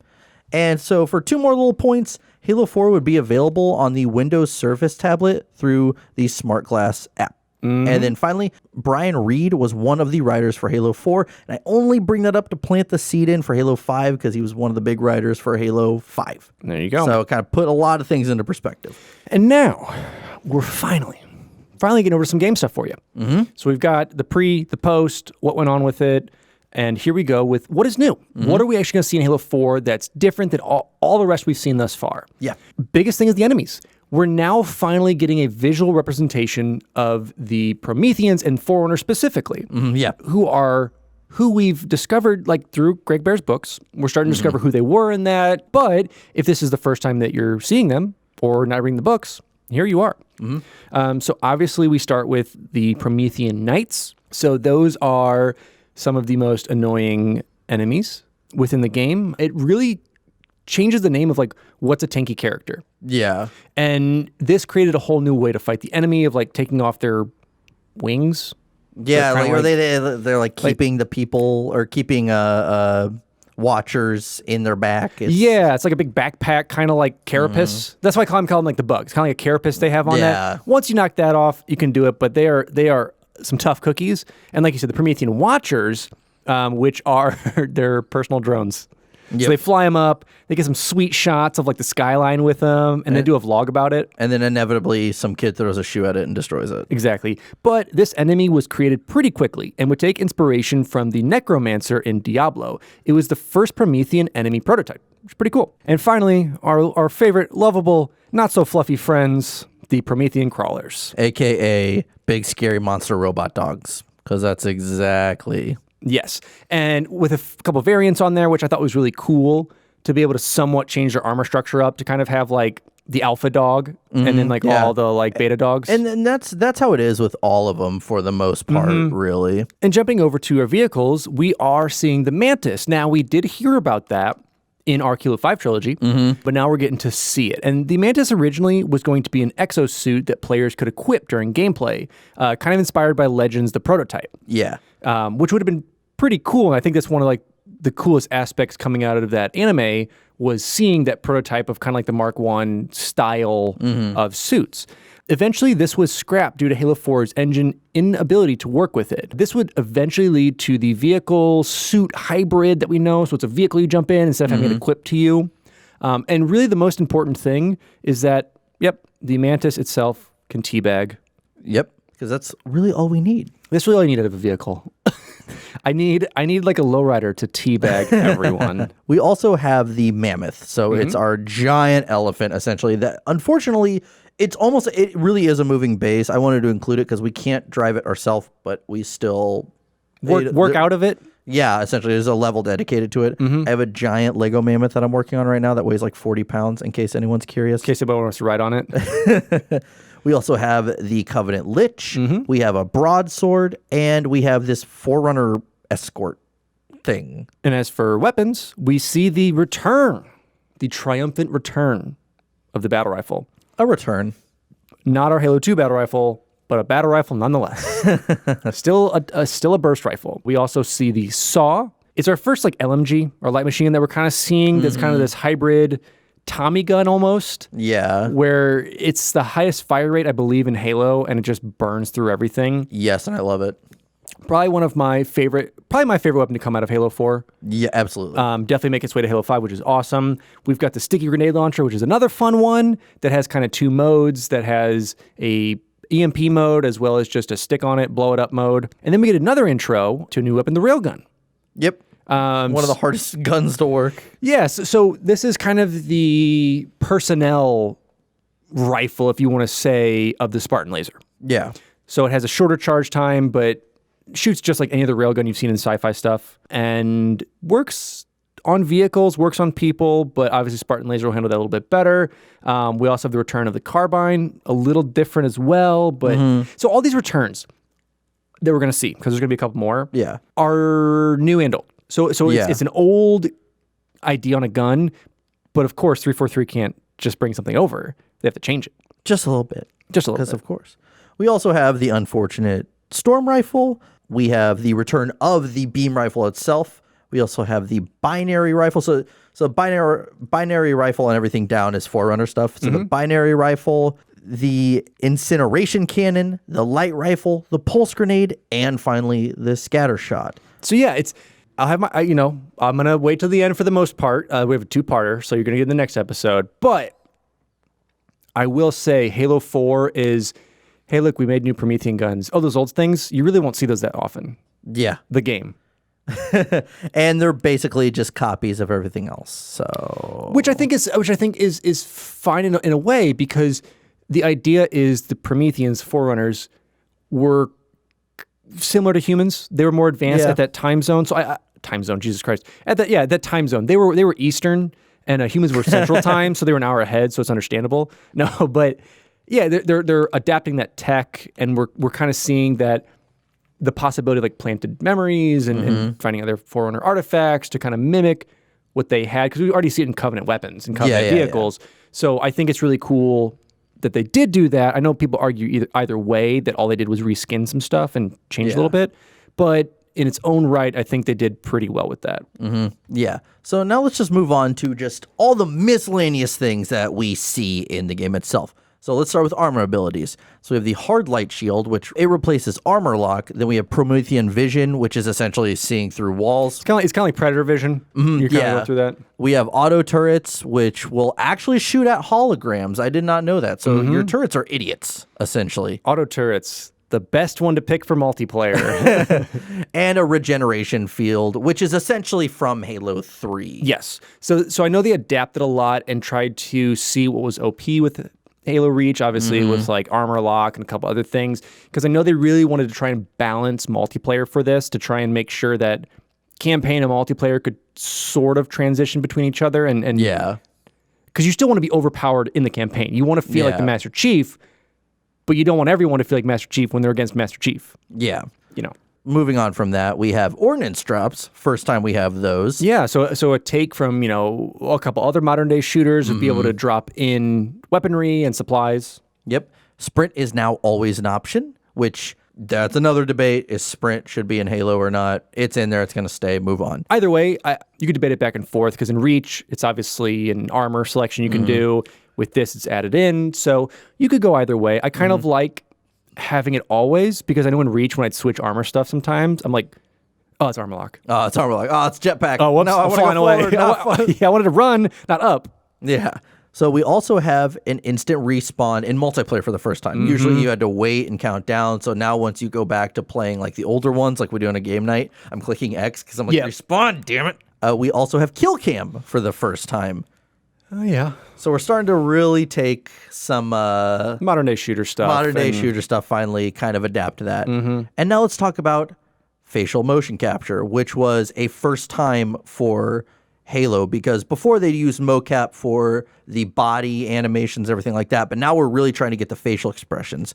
So Bruce Thomas would play Master Chief, and Cortana would be played by Mackenzie Mason. The mocap was recorded before the voice acting was, but I guess that's how you have to do it, is that for the facial capture, you record the faces first, even though it's weird because for the remake of Halo Anniversary, they had to do the opposite, or Halo 2 Anniversary. And also, I still find it hilarious that they had a facial motion capture for the guy who played Master Chief. Yes. I just find it so funny, because I guess it kind of makes sense, because when you talk, well, and the helmet does kind of move, and you have to kind of like go along with it. But you're watching this video of this guy like actually acting, and it's like, you're fine. Yeah. We also have the new art style. So the UNSC's new art style was inspired to resemble a space submarine. We're now seeing the Spartan Force. So we're getting ahead in the tech and getting ahead, once again, already talked about in the books and already talked about some things. So for me, not reading the books, kind of confusing to know that there's already Spartan 4s in here and kind of see the programs. Like, who are these chumps? I was like, there's more Spartans again? I was like, okay, that sounds good. So you have that. You've also got war games. So all of your progressions and loadouts will transfer over to Spartan Ops.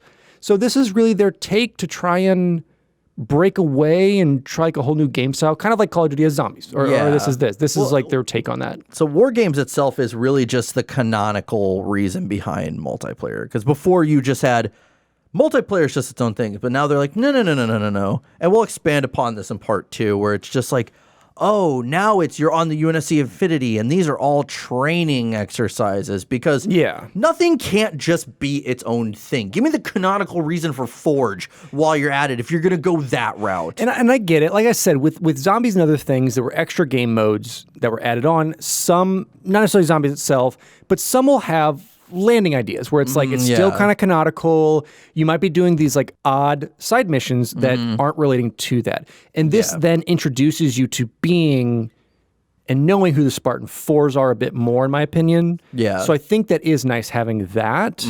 So, but for the most part, it kind of made it odd that we need to make multiplayer canonical. It's annoying. I'm sorry. It's annoying. Destiny did it too. I don't get the logic behind it, because then why isn't Forge canonical? Why isn't theater mode canonical? Here comes Infinite. Well, actually, theater mode isn't in campaign, I don't think. No. Correct me if I'm wrong. So yeah, I guess it kind of makes sense. Either way, there's Jesse's rant.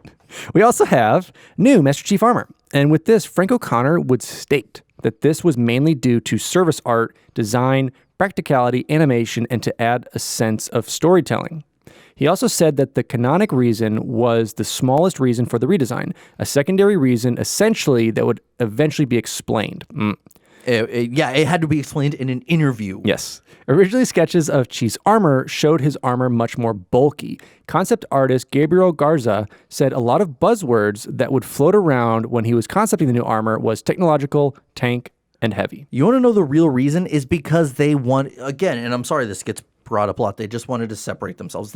This was their Master Chief through and through, because when you think of Master Chief, you think of the one that Eric Arroyo designed for Halo 2 and Halo 3. No ifs, ands, or buts. So they didn't like that. And yes, and it goes back to them wanting to create not a Halo game, but a Halo game. And even like not thinking of Steve Downes to be Master Chief. Yeah. I mean, so these are all things that led up to it, but we're all kind of quieted and kind of pushed under the proverbial rug to then come out with what they have now. Yeah. But moving on from that, we have a new Cortana look. And this actually makes sense, because Frank O'Connor stated that AIs choose their own look. So this was simply the look that Cortana chose. Because, when we had a look of different look for Chief in Halo 1 and 2, there was a reason for that. He was just getting an armor upgrade. We even saw that in the comic. And Cortana, I mean, that is in the lore. They choose what they look like, and we've seen her change a little bit. So that one did make sense. So we also had Quicktime events for the first time in a Halo game. Oh, you mean an ending to a game?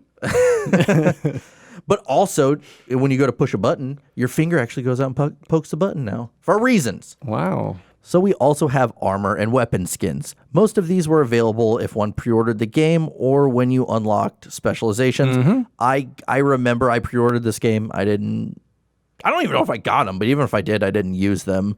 And also, sounds were dampened when sprinting. I don't know the rationale behind that. I'm sure someone else does. I guess it's because it's kind of that tunnel vision of like sprinting and like wind going by. And well, I think also is because in Reach, everyone complains about the when you run. So a lot of they're like, okay, we heard you on that. Did you guys hear that from Jesse though? Listen, some complaints in about Jesse doing that right into the mic. Your ASMR for the week.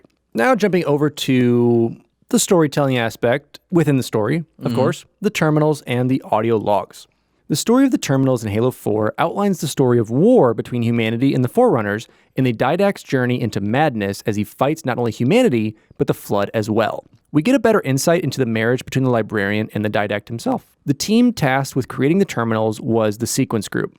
The terminals would feature fully 3D rendered models, but instead of using traditional mocap, TSG actually used the infrared sensors on the Xbox Kinect, which is pretty cool.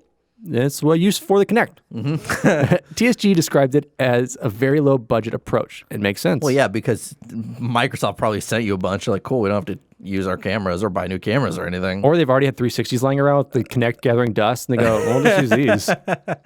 The Librarian sequence in the campaign also used mocap from the Kinect when bodies are falling. This was accomplished by setting up two Kinects in a room and plugging them into a Cinema 4D. So basically, your Cinema 4D is like your 3D renderer, so it's allowing those to be mocapped and captured and then rendered out. And finally, the audio logs in Halo 4 contain miscellaneous information and lore pertaining to the Halo universe. Those felt like such a last minute. Yeah, because honestly, that's probably your hashtag audio logs of the day. Yeah, I mean, we'll run through them a little bit, but I swear to God, I did not know that there were audio logs until like a week ago. It kind of feels almost throwaway, kind of like when you find notes in like MMO or like RPGs, when you like find a note that's like, okay. Yeah, and it's like, why was this written? Who was the poor intern that had to write this? Who was just goofing off and it somehow made into the game? Who knows? Who knows? But now let's move on to, as I always say, one of my favorite parts of video game episodes. Let's talk about the marketing. So with Halo 4's marketing, Phil Spencer would look to Marvel movies and The Walking Dead's marketing for inspiration, saying that he loved how Disney and AMC have handled them. At the time, it was the largest Microsoft marketing budget to date. And though he would never give a number as to how much they actually put into marketing, it was estimated to be an upward of $80 to $100 million with marketing total when it came to creating the game. That's nuts. So I think, as I said, I think Halo Reach had like 30 or 40. So I think theirs was probably pushing like 60. So it's absolutely crazy. Oh, yeah. Now let's start with E3 2011. So a few days before the Microsoft conference at E3, a leaked image would appear from a web page from Microsoft themselves showing Halo Combat Evolved Anniversary and Halo 4 on the list of games announced because no one had known about this prior. Additionally, this web page had a screenshot from the Halo 4 trailer itself. More rumors would emerge later down the road, this time from a Finnish magazine, Pelaaja, reporting a Microsoft Spring Showcase in San Francisco. Very obviously, all these leaks were right, because Microsoft would finally reveal the trailer to Halo 4, showing Cortana waking up Chief in the midst of the Forward Onto Dawn, heading into the mysterious planet seen at the end of Halo 3's legendary ending. The trailer would feature a new weapon and new looks for Cortana and Master Chief, along with it ending while the iconic monk chant played in a lower decibel, which I loved about that trailer. This trailer was amazing, and so it kind of implied that there would be the Halo theme in Halo 4. Spoiler, it shows up one time. And I know. And it's not even, it's during a cutscene, and it's not even in the official soundtrack itself. But if you want people to get pumped about anything, do anything within the Halo franchise and then play that. Yeah, And especially everyone's like, yes. because they did a lower decibel too, and it comes in, And it's like a deeper, like, and it brings up I love it. And it brings up the darker element of it. Like, it definitely did that. Chief's armor in this trailer was the fourth version of the armor that 343 Industries had created at the time. And one notable thing that fans had noticed rather quickly is that it was missing the cod piece on Chief's armor. So Just going balls out. Literally, like Frank O'Connor immediately afterwards, like, yeah, so our forearms are kind of filled up with this. This isn't the final version, folks. So the hype from this trailer would lead to Halo 4 being nominated for Most Anticipated Video Game at the 2011 Spike Video Game Awards. It was a teaser trailer, and I was absolutely hyped. I watched it dozens of times. And there you go. We also had Halo Fest in 2011. Members of 343 Industry would hold several panels over a couple of days just discussing what little they could about Halo 4. So kind of throwing some feelers out there. It was literally like, what are the enemies going to be like? There will be some new enemies. What are the enemies? Can't tell you yet. Yeah. Is the relationship between Cortana and Chief going to strengthen? Yes. How? We can't talk about it. It was literally questions like that. And, at least they did something. Yeah. But then we had E3 2012. And during Microsoft's conference, they would finally show campaign gameplay for the first time, as well as allow fans to get a hands-on preview of the multiplayer and Spartan Ops. The commissioning trailer would also debut at E3 2012. And we will talk about that. But first, let's talk about the scan trailer. Microsoft was looking to make everything grand with Halo 4, including those who were working on the trailers. For the scan trailer, acclaimed director David Fincher, who had worked on Fight Club, Zodiac, The Girl with the Dragon Tattoo, would serve as the producer for the trailer, with Tim Miller, special effects lead on Scott Pilgrim, would direct it. The trailer would debut October 18th, 2012 on Late Night with Jimmy Fallon, and the trailer would show John 117 being held captive. Whoever the captor was scans him, seemingly sending John into a whirlwind of old memories from his childhood, being kidnapped, his augmentations, and receiving his first set of Mjolnir armor, and his fight on the planet Requiem. At the end of the trailer, his captor stands face to face with him. Again, great trailer. Great trailer. So Tim Miller had this to say about it. The chance to tell a story that explores never before seen facets of Master Chief's journey is an honor. Our goal to deliver a blockbuster, Hollywood-quality trailer that raises the bar from an award-winning legacy of live-action Halo storytelling and gets fans stoked for the return of Master Chief. And it did. I mean, it definitely started up, and you're pulling some big dogs in there to really run this for it. Yeah. And then getting back to it, the commissioning.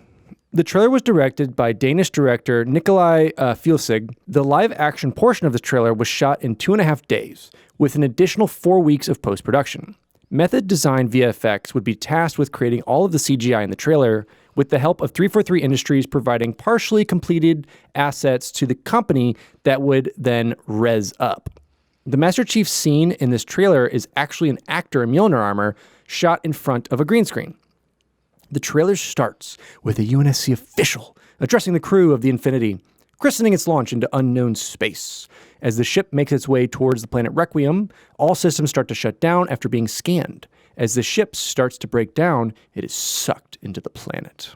Now let's talk about some real-ass marketing. We're not talking about this lame E3 anymore. This lame trailers. No. This is the true gamer marketing. This is where really I think we can all relate. Let's talk about the Mountain Dew giveaway. As is tradition with Halo, Microsoft would partner with Mountain Dew once more to promote Halo 4 with a Mountain Dew energy. Oh, yeah. So in the UK, they would hold a giveaway for 5 lucky fans. All one had to do was email ukcomps@ign.com and answer a question. Where are Microsoft Studios based where Mountain Dew Energy will be taking one lucky winner to? The winner would be the first to get their hands on a copy of Halo 4 on November 5th, 2012 at Game, which is kind of the GameStop of the UK, in Stafford City, Westfield. They would also get their own VIP settings in Halo 4's multiplayer, allowing them to level up quicker, and the fans would then be entered in an additional giveaway to win a trip for 2 to visit 343 Industries in Seattle, Washington, and also receive a limited edition Halo 4 Xbox console. Ooh. So I will say Halo 4's marketing and how Microsoft tackled it is a lot different than we've seen previously, but we've also seen them pull a lot of the same stuff that worked from Halo CE that we'll be talking about. Correct. Another obvious amazing campaign was the Halo 4 King of the Hill fueled by Mountain Dew. This app, designed by Augmento, available on iOS and Android, was designed with locations, so 7-Elevens, based objectives. Players would scan a Mountain Dew bottle or a bag of Doritos. There's my Doritos. Oh, yeah. I was waiting for them. And gain supplies. And with these supplies, they would drop them off at their local 7-Eleven. Leaderboards would show which player would have the most supplies at a 7-Eleven location and would gain the ability to earn double XP on Halo 4's multiplayer and win exclusive online gear. Players would also earn double XP with codes located in Mountain Dew bottles. That's how my friend outranked me very quickly. Thank you so much, Wayne, because he drank a lot of Mountain Dew. Damn you, Mountain Dew. In the first month, over 1.2 million battles were waged on the app at over 7,500 7-Eleven locations. 99% of players who visited a 7-Eleven would purchase a Mountain Dew or Dorito product. I mean, it's perfect marketing of like... Absolutely. It's almost 100% retention rate of your marketing, which is disgustingly huge. Augmento president Brian Seltzer was blown away by the success of the app. Yeah, it was absolutely a home run. Well, that's the thing is like any marketing, it's like if we can get 3%, that's out of the park. If we can get 1% of like conversion rate, that's what we want. Yeah, because how many people who watch a Mountain Dew commercial are going and buying a Mountain Dew? Yeah, it's 1 to 3% is really what they want from those commercials. But when an app goes out and these two products, 99% of the time one was purchased, that's huge. Yeah. So now let's get a little sad here for a minute. So let's talk about the IGN Instagram contest. So November 18th, 2012, after the release of Halo 4, IGN would hold a contest asking Halo fans to post a photo of their favorite Halo memory and why, and tag IGN's official Instagram, which is IGN.com. One winner would be selected to win a Halo 4 Master Chief statue created by McFarlane Toys, because McFarlane's are the dudes when it comes to this. Totally. On November 27th, IGN announced the winner at Billy Arendelle. The memory that Billy explained on his post is how he used Halo as a coping mechanism after the passing of his grandfather, whose name was also John and loved military history. I think that's really cool. That's so cool, and I hate reading sad stuff about it because it makes me sad, but I also love it at the same time because it's so pure. And it's such a celebration of his grandfather. You know, like obviously it's a coping mechanism, but to celebrate his memories is really cool. And I'm really glad that IGN went with that. Yep. So now let's talk about launch events. So over 10,000 video game stores in 40 countries would hold midnight releases for Halo 4. I was at a GameStop in Bloomington, just an FYI for this. It was a great night. So some of these cities included London, Seattle, Paris, Berlin, Toronto, Singapore, Tokyo, Hong Kong, Dubai, Sydney, and as I said, Bloomington, Illinois. You know, Got to throw them on that map. Yeah, had to make this personal. Retailers Game alone opened over 300 locations for the launch, with team members of 343 Industries at Westfield location for the countdown. Fans could also take a bus from the Design Museum to Game in Stratford. That's cool. Now, during the countdown to the launch of Halo 4, a giant orange Didact glyph was seen in the sky of London, suspended by a helicopter. The glyph was 50 foot in diameter and weighed 3.2 tons. Wow. In Liechtenstein, the Liechtenstein marketing would also work with Microsoft with the Gutenberg Castle into a military facility where players could get their hands on a few Halo 4 matches and also participate in a mystery-related alien invasion where Chief would make an appearance riding a warhog. Oh, nice. Dude, it's just a hodgepodge. Didn't we also talk about Liechtenstein before? And they did some other crazy stuff at the castle? I think we might have just talked about it in general, but it's like, it wasn't even like something to do with like a city there. It was just Liechtenstein's marketing. Of the city itself. It's like, we're doing this now. We're doing this. So there would also be a launch event at a Microsoft store with a meet and greet, including 343 Industries, Certain Affinity, and Rooster Teeth staff. Fans at this event could also get their photos taken in their Halo cosplay, and those who arrived early would receive exclusive items. So shirts and all bags. all your different just swag that you can pick up. Yep. Then we also had the Infinity Challenge powered by Virgin Mobile Gaming. I'm just telling you right now, every time it was referenced in this article, it was Infinity Challenge powered by mobile gaming. Oh, you know they paid a fat price for that. 343 Industries would offer 2 lucky fans the opportunity to win Halo 4 themed Ford F-150 SVT Raptor pickup trucks, or their face featured in Halo 5. We're going to give you a $45,000 to $60,000 souped up truck, or we'll spend about 2 hours with you modeling your face in Halo 5. I will take that one, sir. A truck, that's just a material object. A face in Halo 5 is forever. My face is forever. All one had to do was register for the Infinity Challenge on the Halo Waypoint website. To win the truck, players would have to play the Infinity playlist from December 12, 2012 to January 10th, 2013 to make their way into a top-tier ranking. From then, the finals would begin January 12th and end January 19th. To win your face in Halo 5, all one would have to do is just be the best player who beat Spartan Ops the most. Yeah, it's literally just how many hours did you log? Yeah. That's literally it. That's it. There were 2,800 other prizes that could be won by participants. And we got one more piece. It's close to my heart. And that would be the Pizza Hut Stuffed Crust Pizza Challenge. After the success of the Halo Anniversary Pizza, Pizza Hut would team up with blogger Flawless Cowboy, whose review of the Halo Anniversary Pizza earned over 30,000 views on YouTube, which is absolutely nothing in today's standards. But isn't it crazy? A pizza review back in the day gained so much, and they're like, we're going to work with this guy. And it's like 30,000 views? That's more than we've ever gotten in an entire life of anything. And so they worked with them to create the Halo 4 Stuffed Crust Pizza. Pizza would also incorporate the website legendaryprizes.com, where fans could visit and claim an exclusive Halo 4 avatar and win Halo 4 Xbox consoles, Halo 4 games, and Halo 4 headsets. I have that Halo 4 avatar. I think I do. Yep. And the pizza was only available in the UK, unfortunately, but you can get those codes that people would be like, you want it? You want it? You want it? You want it? So let's talk about Forza 4. And I actually remember this because my buddy bought Forza 4 and showed me this, and my mind was blown. So revealed at Halo Fest, the first look fans would get at the Halo 4 Warthog would be in Forza 4.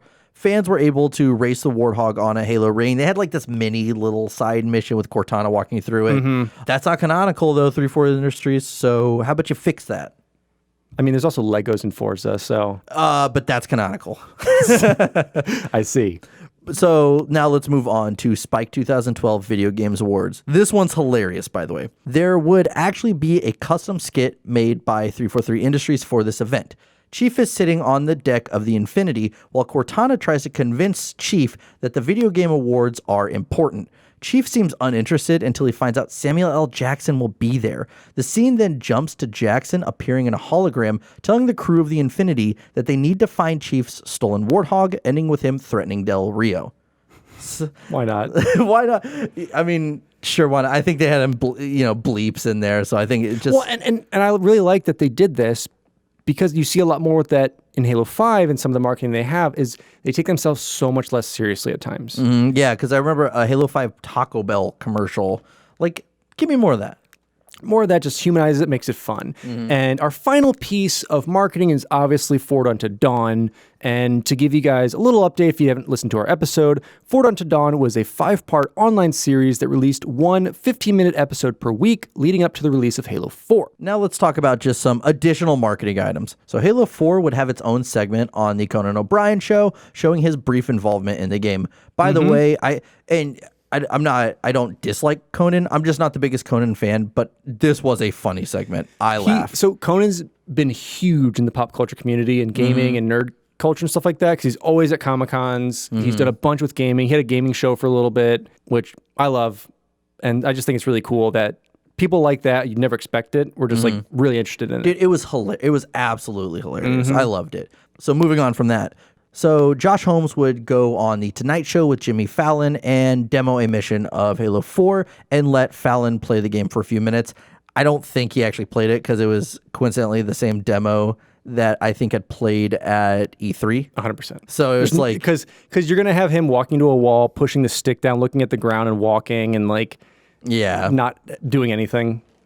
So moving on from that, there was a Mad Catz headset. I didn't even know Mad Catz made it into 2012. They're still around. Which is blowing my mind because those are the PS2 controllers you avoided. You didn't want those. They were clunky. They were nasty. Yeah, but they're the cheap alternative. They were, but apparently they're doing good. So moving on from that, we have the Halo 4, the Essential Visual Guide, which was released September 24th, 2013, which was a source for this episode. Now, moving on from that, if a player watched the 2012 presidential debates through Xbox Live, they would receive exclusive Spartan avatar armor for their Xbox avatar. Codes for the armor were sent out November 1st. Because you got to remember, this game was released during the presidential election. Yeah, during the 2012 election. Yeah, so it was definitely, I remember it was like a kind of a big deal because there was a legitimate concern that not as many gamers would go vote, but there was no dip in that because of this game. And to wrap it up, we got a couple more. We've also got Awakening, The Art of Halo 4. This book is full of the concept art and designs revolving around Halo 4. It was released alongside the game November 6, 2012, along with an iOS version available for $9.99. So that's the iOS version is $9.99, by the way. Yeah. That'd be crazy if both were. And a limited edition would also be released that included signed artwork. Very cool. We also had the Jaga toy collection. Exclusive figures and vehicles sold at Toys R Us in the UK. God, we're getting more modern, so eventually Toys R Us is gonna drop from this marketing, and we're gonna be very sad. And finally, we get our first look at Funko Pops, and these were released on November 8th, 2012, and that included Chief, Cortana, and a blue and red Spartan 4.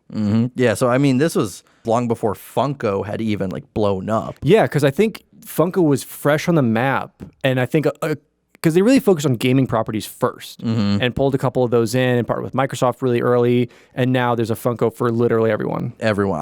I will be a Funko eventually. Oh, hopefully. Just you wait. Make us a Funko. So we've talked about the marketing. We've talked about what's new. We've talked about the early stages of development, the later stages of development, and really the beta or the lack thereof. Now let's talk about the campaign. The campaign that is the hot topic for debate. We'll talk about that in part 2, but right now let's give you a breakdown of the missions themselves. So let's start with the prologue. Catherine Halsey is interrogated deep within a secret Oni facility. So already starting off, though. Yep. I think this is great. We're reintroducing after Reach, which is where we get like kind of the first visual of Catherine Halsey. Reintroduction. She's high def. But yeah, so she's getting interrogated by someone, and I think I've looked it up, and there's no real concrete answer. Some people think it's some people from the Spartan 4 program, but it's her talking about everything that Spartans have done for humanity, and even though the interrogator's like, you did build them to fight the insurrection, though. Like, yeah, they saved us from the Covenant, but they weren't built for that. And we see these awesome visuals of like this Covenant ship coming in and invading a human city, and then the Spartans come in. The only weird thing, though, is that it's Spartans in the new armor, yes, and not the old one. And so I've read somewhere, and correct me if I'm wrong on this because I couldn't find the source for it, but at one point I think someone tweeted something to someone from 343 asking about it, and they said that it was just her imagining these events. So technically the events are not canonical, but then again, it's still in the armor. She doesn't know about that armor yet, so it's weird. But either way, it's blatantly not canonical because... Yes. It's blatantly one of those things where... I don't even want to say it's oversight. I would just say it's kind of blatant, like, this is our armor. We're not redrawing theirs. And I only bring this up because, you know, we're talking about a franchise where the people are very particular about the lore. Yes. Like, look at what happened with Reach because of the things they changed. So it's like something we have to address, but I get both sides of it. Sure. I do. But yeah, so it basically just ends with this interviewer asking about John, and she basically says, don't underestimate John. He's lucky. He's a lucky guy. Move on from that. So now, yeah, as I said, it's a really beautiful cutscene, the prologue, and at one point we see what I assume is Master Chief like doing a backflip kick from a brute chieftain, which is technically the only time we see a brute actually, which is it's just awesome. It's done well. So now moving on from that, let's talk about Dawn, the first mission. After 4 years adrift in space, Cortana awakens the Master Chief to investigate a disturbance on the forward on to Dawn. Or what's left of it. Or what's left of it. Got him. So, of course, something scans. It's kind of like if you're at Target in the self-checkout and you put the Forward Unto Dawn on that scanner. That's it. That's the dad joke for the day, folks. But yeah, so Cortana wakes Master Chief and he comes out of cryo and instantly we're getting a lot of dialogue. What's going on? How long has it been? Where are we at? And he makes a comment, "You've been busy," which I found out it was supposed to be the comment to say, "Hey, I have new armor." But he didn't really address it. He just said, "You've been busy." So they get out and they get to work because he says, "We should have been discovered by now. It's been 4 years. So let's look around." So John goes to investigate. So at one point he finds himself in a elevator, which is the first time we get Quicktime events for jumping. The only time you get those climbing ones for the game, essentially. Yep. So why were they in this game? I don't know. But so he eventually climbs and he goes up, and all of a sudden, once he gets out of this elevator, an elite attacks him and he throws it into the elevator. And that's when they're like, "I thought we had a truce with the Covenant." And Cortana's like, "Might have been rogues. We don't know." Yeah. So they finally make their way to the deck of the ship to try to figure out where they're at. And they open up the blast shields and they realize, this is after fighting through some Covenant, by the way, that there's like a Covenant armada surrounding them. And they're kind of like, uh-oh, this is more than just kind of like a rogue squad. This is like essentially the Covenant coming after them. So that's when they have to now fight their way through the Covenant and try to get them away from the ship. So they also notice that they're being pulled into whatever this planet is, which is it's unknown at the time, as we know it as Requiem. Chief goes to activate these Hyperion missiles because he has to go outside, and you have like one of those anti-gravity sections, which are kind of cool because I like that 343i did is when you kill an enemy, they start floating, actually. So Yeah, that was really cool. They did really well with the gravity animations on stuff. So eventually he goes, he activates it, presses the button, whatever. But all of a sudden, oh no, we've got to go do a Quicktime event to activate the missile. I'm going to point out each and every one of these Quicktime events. But so It makes the player more engaged. yeah, because, you know, instead of being the player, let's just take them away from him. I'm getting out of hand, folks. I am sorry. It's very hot in this studio, and I'm talking about a sensitive subject.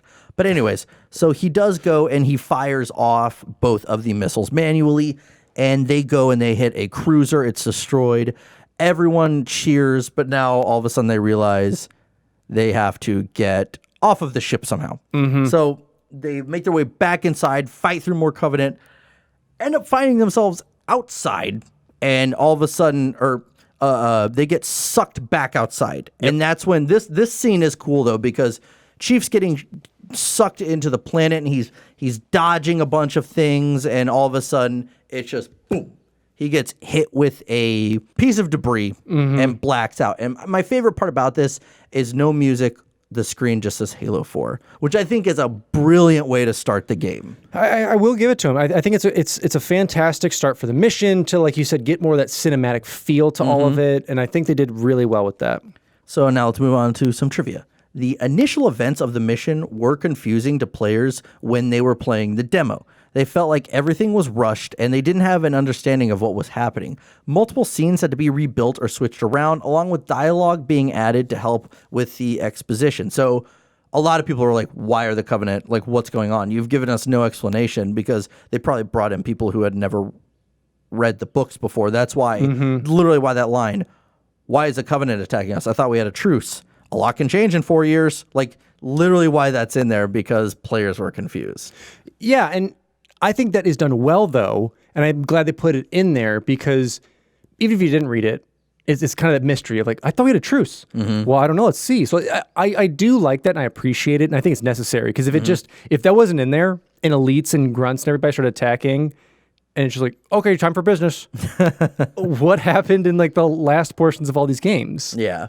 So 343 Industries spiritually copied Combat Evolved's first level, the Pillar of Autumn, in this. They also spiritually copied Halo in the next mission.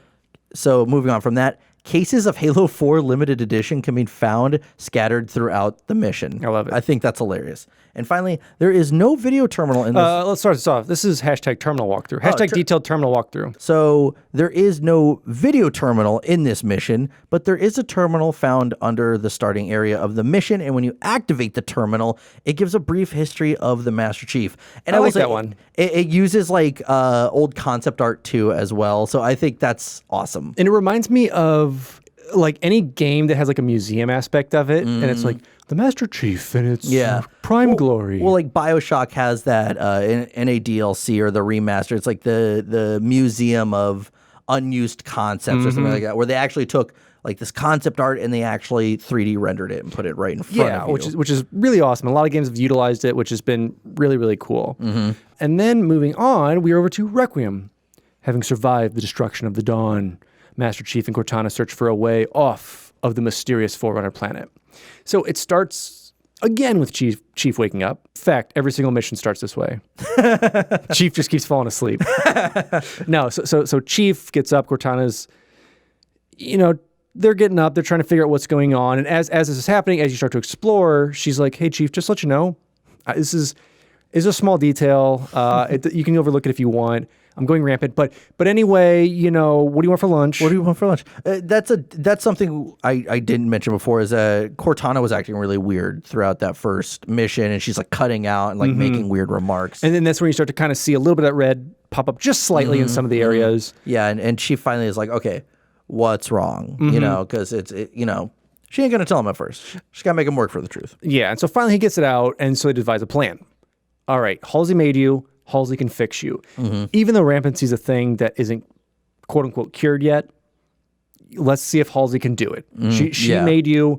You are her basically, so we need to figure this out. And so the plan's devised, but obviously it's like, how do we get off of this strange planet? So as they're going around, Cortana starts to pick up some sort of signal. Start to follow and figure out what the signal is. And as they make their way through the planet, you're able to start to see the grand scale of it. And I think they did really well with Requiem, making it pretty big to look at. Yeah, because they were, again, from Halo, from Combat Evolved, like the same thing where you get out of that drop pod and you see this vast world, because before you're in this like rocky cave area and finally the sun shines through and you're seeing these vast and gigantic buildings. Like it's a pretty cool scene. It is, and that's where that polygon and bitmap density really came in to showcase so much more of it, to not just have a skybox, but movable objects in that skybox and just so many other cool things. So you get to take a peek at it now. And so eventually, as they're making their way through, you start to encounter the Covenant on the planet's surface and push through as you're like, okay, if the Covenant are here, we can take a Covenant ship and scoot on out of here. Yeah, because they're trying to find their quote ride home. Yeah, because they're like, if they're here, we know we can do it. And as Halo does in all these certain things, somehow they find a cartographer. Of course. You have to. It's a Halo game. It's a Halo game. So yes, they end up finding the cartographer, which I think is beautifully done as well. And as Cortana starts to try and learn more about the planet, she almost thinks, she's like, is there like a rival AI basically, because she gets locked out. Yeah. And she gets fully locked out of these systems and tries to get back in, and it's like, what's going on here? Like the other ones we were able to just to mine through them, but this one's different. And so, well, you even see like that Didact symbol flash for a second in red before it closes. So you're instantly like, oh, okay. Yeah, and this is really, because we've heard about it. I don't know if we've heard about it in the games. I don't really remember, but I know in the books we know of like very rudimentary Covenant AI and a couple other things. So this is the first time we're actually getting some pushback. Yeah. Is this the point where you have to jump around the portals? I believe so. If not, it's later. Because a lot of Halo 4 is jumping through portals and going to press a button or destroy something. Yeah, like it's a lot of running around and doing that. Because I believe what you're doing here is you're trying to clear up a signal now, because now that you're able to access a cartographer when it's back online, you realize that signal that you were getting is actually the signal of the Infinity. Yeah. And so I think you have to like clear a digital path for it, like shutting stuff off, and it's trying to triangulate the signal basically and let it come through. And so you eventually start to get this tracked down, and once you are tracked by the Infinity, you're then confronted by some new enemies. And this is our first look at the Prometheans. Yeah, they kind of just pop up out of nowhere. And so as you see them, as a good Master Chief does, you're like, peace out. Yeah, gone. And so this is where I don't remember if it's the portal behind him already open. Yeah, or it randomly opens. Right, it randomly opens. Yeah, because Cortana's like, what? And then she's like, go through it, screw it. Yeah, that's okay. Yeah, because this is the start where Infinity's coming to us now because they got a triangulated signal. But now we got some baddies. We're like, oh, let's get on out of here. Let's leave. And of course, #detailed terminals. We have the terminals located under the ramp before you enter the elevator after defeating not one, but the 2 hunters. Write that down. And also your #audiolog walkthrough. The audiolog is located at the beginning of the level, past the unfortunate dying elite. So write that down and let us know how easy it was to find them. Yeah. After we walked you through it. Let us know how these outlying #detailed walkthroughs will make it for you. So now let's talk about the third mission, Forerunner. Master Chief tracks the Infinity signal to Requiem's core in the hopes of returning Cortana to Earth to address her rampancy.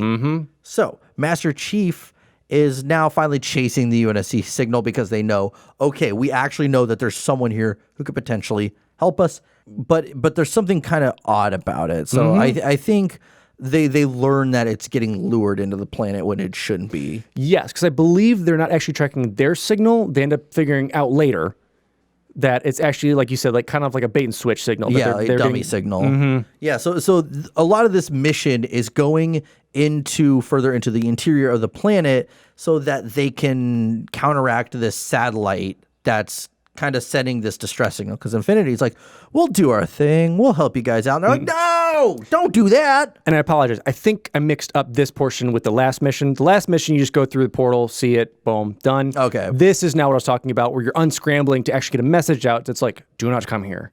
You're being lured. Yeah, so she's really trying to get them away from the planet, or Cortana is, because she knows if they get close enough, they'll get sucked into the planet's gravity well. And this is I kind of liked the aesthetic, that it was a darker mission, but Halo, replaying this, Halo 4 missions are kind of really, and this has nothing to do with the story or anything itself, but the missions are kind of boring in the sense, because as I said earlier, it's go up, destroy this thing, you have 5 buttons to push. It was a lot of those missions where it wasn't as much about the combat as it was. It was much more objective missions in all of them. It was so much more of that. But so they go through and they defeat all the enemies that are guarding the pylons that for the signal itself. Yes. And so this is where we start to see the Prometheans. And this is the first time we actually get to battle them, which is kind of crazy because they are kind of scary and they just also teleport away randomly, which makes them very infuriating. But you do get through them, you shut down the pylon, and because they're trying to send a message out to the UNSC saying, stay away, stay away. Yeah, because they have to basically boost it, like kind of like you'd raise your antenna on an old radio for all those people who don't know what that is. Or put tinfoil over the broken antenna. Yeah, to try and get that signal going. So you got to do that. Plus, you got to get your message out. So they shut down the second pylon that would be blocking their signal. They then go and they try to send the message, but it's, not where they're supposed to send the message at all, because we come across a familiar thing. We find the Cryptum. There's a whole book about it called Cryptum. So this is where there's a bunch of Covenant and a bunch of Prometheans. So the Cryptum actually just starts to open up, and all of a sudden, all the Prometheans and all the Covenant bow to it. And this is where we get, I think it's Revival, that track that's playing over the background. And it's really beautiful. And I remember seeing this for the first time. I'm like, okay, who the hell is this guy? Because remember, I didn't read the books. And so I'm like, who is this guy? And he knows that Master Chief's there as well. Yes. So he awakens, he gets his cool armor back on. So it's the first time we're seeing the Didact ever. We only got some vague descriptions of him, but now we actually see the Didact. And I remember thinking, I was like, his face does not look that cool. Why does he look like a weird cat? Which we find out in the terminals. But so basically, he uses his telepathic abilities to pick up Chief and bring him over and basically say, by now you should have had the mantle of responsibility, but you don't. So now I'm back to take it. Then throws Chief off a ledge, gets back into the Cryptum, and flies away. Let's take this back. He gets back into his ball and then flies away. It's like a weird Dragon Ball scene. after using telepathy to pick him up, which was that ever brought up No. in the books? No. Because I remember when we went through those 2 books, I was like, okay, they're going to say it. It's going to make sense. They never once did. I thought that he was just more so a better warlord. Like a general And just level. a general like level, who and- fought his way to be that general. Yeah. And you're like, he used telepathy. I mean, I guess you can argue it in the way that like he imprinted himself onto Bornstellar. Mm-hmm. I mean, I guess you can kind of say that there are quote unquote mental powers in a way. I guess this is by the way, for anyone who doesn't know, this is the original Didact, the Didact. Mm-hmm. So this isn't Bornstellar Didact. This is mean crabby one. But yeah, so he has telepathic powers and like 17 fingers, and throws Chief outside, escapes. Mm-hmm. So then Chief and Cortana get in a Is it a ghost? They get in a ghost and they fly away because they find a portal eventually, fly away, jump through the portal, bada bing, bada boom, we're done. The mission has ended. But of course, let's talk about trivia first. So the original architecture for this mission was inspired by Inception. Great movie, by the way. But the original concept of the world being curved wasn't readable to players, so they were like way too confused. Yeah, I could see that. And especially like it works very well in Inception when you're not having to move that much. And you just see the world bend. But when it actually is, you're like, this is just a weird skybox. Yeah, when you're just watching a movie and not playing a game, it's a lot different because if you had a controller on Leonardo DiCaprio, you'd probably be just as confused. Exactly. Let's move on to the hashtag video terminal walkthrough. And honestly, we're going to keep changing this hashtag, so just look up all of them. Just look up all the hashtags we've used and just use those. The terminal is located at the base of the Forerunner Spira. Spira. So There it is. that's it. You have it. You're welcome. Yep, there we go. And now we are over to Mission Infinity. Following the Didact to Infinity's crash site, Chief and Cortana descend into the surrounding swamp to rescue UNSC survivors. So again, we're kind of getting some 343 Guilty Spark vibes with this. And this is, I will say, 343 did pretty well introducing a lot of their new armor abilities in this, because this is where we're really first going to start to see Promethean vision.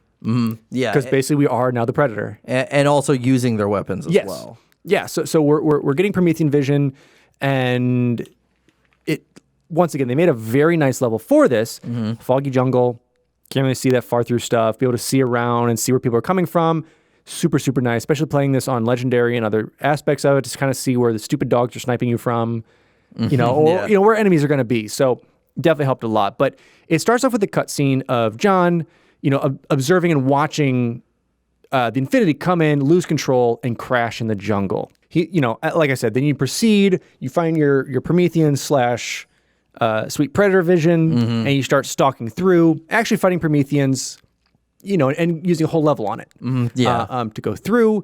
And eventually you find your way to a Forerunner structure. Oh, yeah. It's not like I haven't played this one before. Yeah, where you meet and reunite with, for the first time, in his mind, but not for Lasky. Yeah, and we also meet Sarah Palmer here, who this is like the shot heard around the world in Halo 4 is when she makes a joke to Master Chief and says, "I thought you'd be taller," which there's been so much debate as how dare she disrespect him. It's like, if anything, she's just busting his balls. And so she's the first Spartan 4 we're going to see, correct?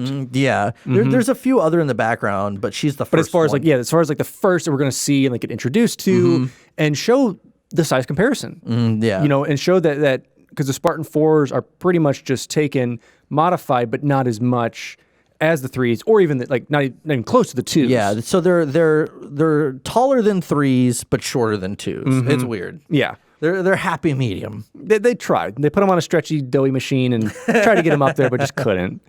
So gets to meet up with them, and because you use the Promethean vision a decent amount in this, because you used to kind of look through these doors, and that's when you first discover Last Game Palmer, because there's people moving behind it, but you can kind of only tell highlights. Who are they? So you go in, you find them. So along with a few Marines that you bring along with you, because you can't have it without them, you try and clear out an LZ so that a Pelican can come and start to pick up the survivors and get you out of this jungle. And along with this, you then start to, I believe this is really where you start to first see the Covenant and Prometheans fighting together. Yeah, because the Didact, they both worship the Didact. And, the Prometheans 4 had a bunch of blue glowy coming off of them, and then they have orange glowy because they're back under the control of him. Yeah. So I like how I described that, by the way. That's the perfect description because now you know orangey's baddie, bluey's goody. That's how you can remember it. And so I think it's the first mission you get that Scorpion finally. Yes. Because we also see those soldiers, and I think maybe a Spartan 4 or 2 jump on. So it's finally starting to get feel a little bit more like Halo at this point. And first time we're seeing Spartan 4s, quote unquote, playable as NPCs with you. Yeah. They're gonna be fighting along with you. So it's really cool. And I was very confused about that when I first started playing this. I'm like, so there's more of them, but they're fighting with me, but they're not that good. Yeah, they kind of drop like flies. They're just kind of like they're kind of what the ODSTs were in the old ones. Yeah, but you can't make them too good. It's understandable. Too easy. Understandable. But as you're fighting through, you eventually finally find the Mantis. And so this is where you get to use it, and you get to use it against the Covenant and Prometheans working together. You get to just tear them apart, which is always fun. I think we're also seeing those Promethean turrets for the first time as well that charge up and are super annoying. The ball turret things. Yeah, because you're kind of walking through this structure to get to the weapon controls of the Infinity. So you're going through there, dealing with that with the Mantis, which is great. And so after you deal with several waves of Covenant, Phantom dropships dropping stuff in, you activate the weapons of the Infinity, and you fire at the Didact ship, which apparently never left that one direct line of weaponry, and you get him to retreat. Yeah, they shoot him a few times, and then the ball just goes away, and you're like, epic. Epic. Wow, neat. Bang, bang. Oh, wow. At least with Covenant ships and the beginning of the Covenant Human of War, at least their shields dealt with it. Yeah. And you can tear through them. There's just a ball you shoot. But as you retreat, you end your mission there. A little bit of trivia for you. Ryan Payton originally wanted no shooting in this mission, but it was never implemented. So he just wants a walkthrough story. Yeah, again, he had some really out there ideas. So to give you an idea, we've got 2 hashtag detailed walkthroughs for you right here. I've got 1, hashtag detailed terminals, or hashtag terminal finds, or hashtag honey, I'm terminal. So here you go. Before you head back into the jungle, turn around and the terminal will be in the Forerunner structure. There you go. Now the audio log for your fire, your hashtag audio log, whatever, detailed walkthrough. The audio log is at the end of the T-shape intersection of hallways. There you go. Now let's talk about the next mission, Reclaimer. Infinity sends the Master Chief and Gypsy Company to neutralize the gravity well, keeping them on Requiem. So this is where we meet this asshole Andrew Del Rio. He is, I will say, 343 definitely made him the least likable character They on Earth. definitely dug into him for sure. This was one of those things where it's I wish you were real so I could punch you in the face right now. So we meet Del Rio, and so he says, we need to retreat. We need to get out of here. We have a gravity well that's keeping us here. We need to get out of here. And of course, Cortana and Master Chief are like, no, we retreated. The Didact retreated. We should probably go attack him. And yeah, because they're he's on the run. He was the one controlling this stuff. He has sweet powers. He's Vegeta. Anyway, let's go fight him. But Del Rio's like, no, you're a loser. You suck. You suck. You suck. Boo. So then they says, okay, we're going to go take out that gravity well. So this is where we first see the Mammoth, and it's a big vehicle. I love the design of the Mammoth. I love the design. And I think one of the coolest things is they put a mini mech can on it. Yeah. And because you'll basically drive through on this and shoot those balls, the bigger balls. The bigger balls, yes. And but I think it's such a neat concept that it's cool to see UNSC, whatever you want to say about different designs, it's cool to see UNSC tech advancing. Yeah. So it's we can condense that down. It's the equivalent of you can fit 364 games on one Switch cartridge. Yeah, it's technology advancing. Yeah. But yeah, so this is really cool because we keep, the Mammoth keeps moving on, and the Mammoth gets stopped. You have to get off the Mammoth, fight a bunch of Covenant, get back on. I will say, before this mission really starts, Chief and Lasky have a quick conversation on top where Lasky's is I really don't get this. I don't like this, but we have to do what we have to do, which further makes also Lasky a very likable character, which is something 343 Industries has done very well. He's one of my favorite characters to come from their games so far. But yeah, and so every time also they're making their way through, they have to use that mini-Mac cannon to fire at the giant turret balls and take them out. Yeah, and then you basically get your Hammer of Dawn to focus on where you want the Mac cannon to shoot. Yeah, oh yeah, you have a target locator as well, yeah. And also eventually there's they get stopped and we see the Lich for the first time in the area. You have to get in the Lich, destroy it, get out, and then let it go. But at this point though, I think you're making your way into a Forerunner structure, and Cortana vanishes from the system. So you have to go and find Cortana in the end of this system, or this Forerunner structure. And this is where you meet the Librarian. Yes. And this is where everything gets even more confusing than it already does. Because the Librarian shows up, she's like, oh, the Didact, that's my dude, kind of. It's actually complicated right now. Please don't let him know that we're talking. So after that, though, we can hear the Didact like talking in the background because we find out that she's like an imprint of herself. She's not the real Librarian, but she says, I need to advance your evolution because you can't defeat the Didact without him. And so Master Chief is like, all right, whatever, let's do it. So that happens. Master Chief wakes up, or even before that, she explains that Prometheans are actually humans that were composed. So kind of morbid, but so he learns that. But finally, he gets his evolution, advanced, and he wakes up. Cortana is like, hey, I listened to everything. I know what's going on. And so when I woke up from this, or when your Master Chief wakes up from this, you're like, dude, I'm going to have superpowers now. Nothing's different. So he's enlightened. Yeah, he burns incense now and has plays bongos. Plays bongos. Has a tie-dye sheet hanging up. Has he has Christmas lights and Halloween lights hanging up in this in the studio. That's what he does. But yeah, or you make your way outside and you still have that target locator and you finally find the gravity well. So you destroy it. Mission accomplished, and that's when you go back to the Infinity. So again, Del Rio is saying, hey, let's get out of here. And of course, Master Chief is like, no. We need to fight. This is when Cortana really shows her rampancy and like short circuits the whole deck. And so now Del Rio is like, okay, enough is enough. Tells Lasky, get that chip. Get that Cortana. Get that Cortana. And she needs to be decommissioned. Yes. And you can see Lasky kind of doesn't want to, but as he reaches for it, Master Chief grabs it, puts it in his head. And this is where you have that little standoff where he's like, give me that chip. And he's just like, no. So then Del Rio is like, he tells Sarah Palmer, he's like, arrest him. And you can see she's like, no. Like, because she almost looks scared because, I mean, he is a legend. So it's like, no, I'm good. So then he basically just like says, I'm going to go after the Didact. You do what you want. Walks off the ship. And there's that. So it's just him and Cortana at that point. And that's the end of the mission. Let's do the hashtag detailed terminal walkthrough. In the room with the knights and crawlers, leave the room and turn right. The terminal is at the end of the hallway. I like hashtag detailed mom terminal. We're going to do with hashtag detailed mom terminal. If we're going morbid. Going morbid, let's go as morbid as we can get. Speaking of morbid, not really. Let's go to Shutdown, our next mission. As Infinity flees Requiem and Cortana's rampancy worsens. I'm just going to roll every word on here. Master Chief struggles to stop Didact from pursuing the Composer. And to go back a little bit, whenever Chief was chilling with the Librarian, she talks about the Composer. And basically, the Didact wants the Composer. Oh, because that's what he uses for the Prometheans. Yes, it's used for the Prometheans, and he wants to use the humans to basically create some sweet digital versions to create a second life on Requiem.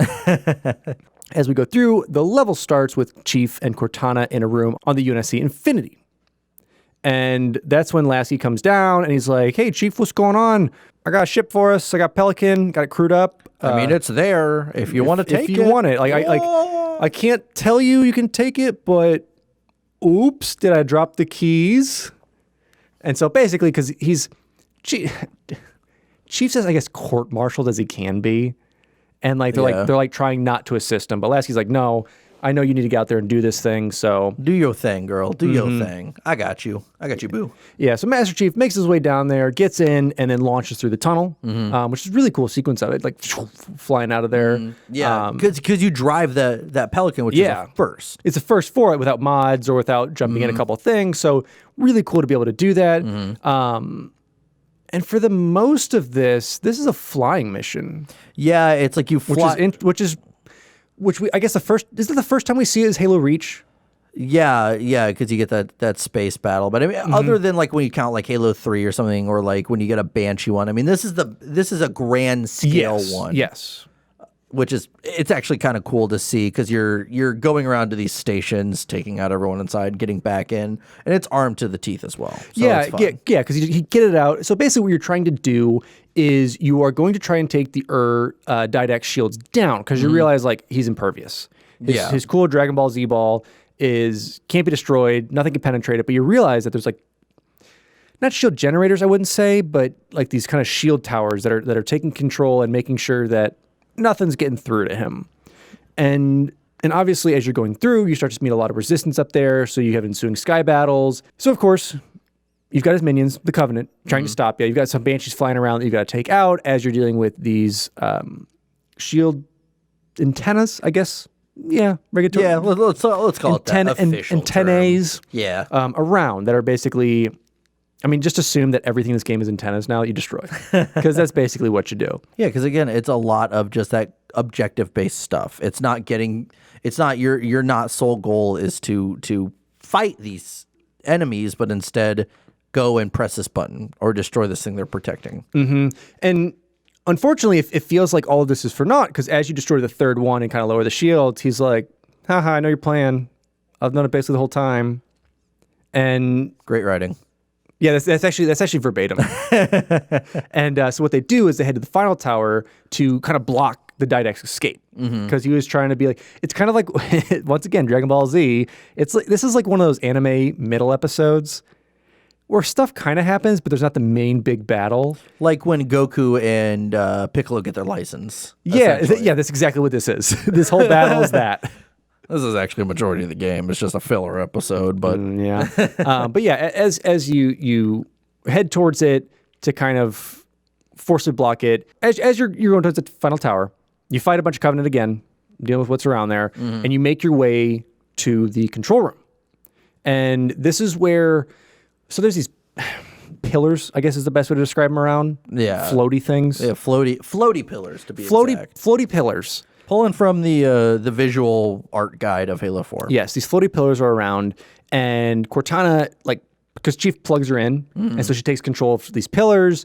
However, she has a rampancy outburst, and so it kind of makes her lose control of it, and we see that several liches are now escaping with the Didact through his sweet portal. Because she done goofed. And so Chief's kind of dealing with that, and as he's wrapping up, he's like, all right, I gotta get on that. I have to follow him. So Chief jumps on one of the liches as it exits Requiem and enters Slipspace and ends up heading to where we will know it as is Ivan Research Station near Installation 3. So this is where, and this is probably one of my favorite parts of the game because I always love kind of the humanistic, earthy type areas. Yeah. And space summary areas. Yeah. So it's like all that type of stuff. So this is kind of where we're getting to the spots that I really enjoy. And then that wraps us up as we start to get towards Composer, which is our next mission. But to jump for some trivia, the Forerunner exterior is the largest playable space in the game. So it's pretty fun to kind of be around that area and see it. And it's huge. It's huge. I mean, it's space battle. So yeah, there's that. Conan O'Brien and Andy Richter, as we were talking about before, actually make a special appearance at the beginning of the mission as two Marines guarding crates. I love when they put like Rooster Teeth, Conan O'Brien, and they do Wilmer Valderrama, like all these other people like lent their voices to these things. It's just so fun. And now to the hashtag, oh no, I'm terminal, hashtag detailed walkthrough, hashtag terminals time, hashtag terminals in a half shell, terminal power. Enter the final tower. Take the light bridge to the left to a dead end. There, you will find the terminal. And finally, for our audio, hashtag audiolog on the fire, the audiolog is located in the first room that overlooks the hangar with the Marine. Just so you know. Just so you know. Now let's move on to the second to last mission, Composer. The Master Chief's pursuit of the Didact leads him to the UNSC Science Station orbiting Installation 3. So, when I talked about this is the only time that you hear the Halo theme song is when you see that there's this new installation. It's because Master Chief makes his way into the installation himself, and he fights through the Covenant, and he meets Dr. Tilson. And this is where you find out that the job of the Infinity was to go and locate the rest of the Halo rings to investigate and research them. But yeah, and again, this is the only time you hear that Halo theme, which is actually kind of cool. But you can tell they just copy and pasted a sound file in there from something they somehow got out of Marty. Marty actually probably didn't give them anything. They probably had to find it online, like on a YouTube video. So that's when he's saying, like, okay, listen, this thing that you've been working on, this composer, this guy over here is after it. We need to get rid of this composer. And I know at one point, eventually, it leads you to going outside, and you actually have a lengthy part with the Mantis, which Mantis in the campaign is fun. And the multiplayer is not because you suck at it. Mainly me. But I like having fun within the campaign. But yeah, so the Covenant are trying to receive the composer for the Didact. And so he's trying to hold them off while the scientist destroys the composer. However, this isn't really the case because Didact is able to get it eventually anyways. Because I think at one point they were just going to try to fight them off, but then that's when he tells her, no, we need to destroy it. And she's like, but all this, of course, she's like, all this research. And then he's like, too bad, son. We're going to destroy it. gotta. And of course, there's some weird bad writing here where she's like, the next time you show up, and he turns around, and there's like a 5-second pause. She's like, give us some time to pack, will you? And he's like, next time. And it's like, who the hell wrote this? So yeah, Brian Reed, that's who. There you go. But at this point, though, the Didact shows up and he actually composes everyone there. And this is a freaky part because you see their skin gets vaporized off, and then their muscles, and then they're just a skeleton. It's pretty crazy. And I guess in the lore, you can feel that. You don't just die. Like, you feel your skin getting vaporized off. So, and I had to read this elsewhere because of that accelerated evolution that the library did to Master Chief. Luckily, he was able to not get composed. He just wakes up later, and Cortana's like sitting there in like almost like a fetal position. Yeah, she's like sad. And are they basically saying that with Mjolnir armor, because I think it was just the evolution itself extended it, so he can't get composed because that's what she did. So, that's right. Yeah, and so basically it was all for nothing. But that doesn't matter because we have some trivia for you. So before entering the airlocked door with the Mantis, follow the passage beneath the platform, and the terminal will be embedded in the asteroid's core. That is for your #MomTerminal walkthrough. I'm so sorry, guys. Now, let's talk about the #TheAudiolog walkthrough. The audiolog and the fire. The #TheAudiolog and the fire walkthrough. The audiolog is located in the room where you fight 2 hunters on the left side by the containers. Nick Offerman's audiolog fire. That's great. I love it. And now we are on to pretty much our wrap up. It's our last mission before the epilogue, Midnight. With the composer in the Didact's possession, Chief and Cortana must destroy the device before he turns it on his next target or targets. So while Didact's leaving Ivanov Station, Chief and Cortana end up hooking themselves up with a broadsword, and it's got a Havoc tactical nuke with it. But, as they start to get closer to Didact's ship, which is Mantel's approach, and they're approaching it, Didact prepares to jump to slip space again. If you want to sum Halo 4 up, it's portals and slip space. Portals and slip space and buttons. That's literally this frickin' game. And butts. Anyway, as you're flying that broadsword, you go underneath his shields and you actually piggyback on for the slip space. Also, just piggyback in slip space. That's all you do. Yeah, essentially, yeah. You're flying the wall and all these things. And you basically then do a trench run. Yeah, because so it goes. We want to be Star Wars. Yeah, because you do a very long trench run, and it's like you have to navigate through these areas and go through before a door shuts. Yeah, and destroy like little turrets and towers and stuff like that. And things blocking the doors. I hate this mission. It's so boring. They basically tried to do like a Warthog run, but flying with Star Fox, essentially. in Star Wars. Yeah. Because you eventually find the one weakness and try to do a Havoc nuke to it. Yeah, but unfortunately, you do end up crashing it, so then Chief just puts it on his belt and moves on. Because that's what you do. With a nuke, you just latch it to your belt. But, you know, as you're going through, I will say, as you're going through, you have to give 343 credit with this. I mean, it's 2 space battles. But once again, they're trying to set themselves apart. And you can kind of see that when they did work in Reach, kind of with that, when Bungie's like, let's put a space battle in. And then 343 goes, let's put 2 in. Let's put 2 in instead of 1. And instead of that boring thing, we're going to do a longsword and a pelican. Yeah. So it's a neat trench run in and of itself. I would say if you just took this as its own game, like that would be fun. Or that would at least be like good controls. Yeah. So unfortunately, crashes, and they're unable to penetrate the ship's shields. But as you're soon discovering is that you're on your way to Earth. Yeah, you find out. Because like you finally like, because you're getting the idea of that when he's like, well, I'm going to compose your people.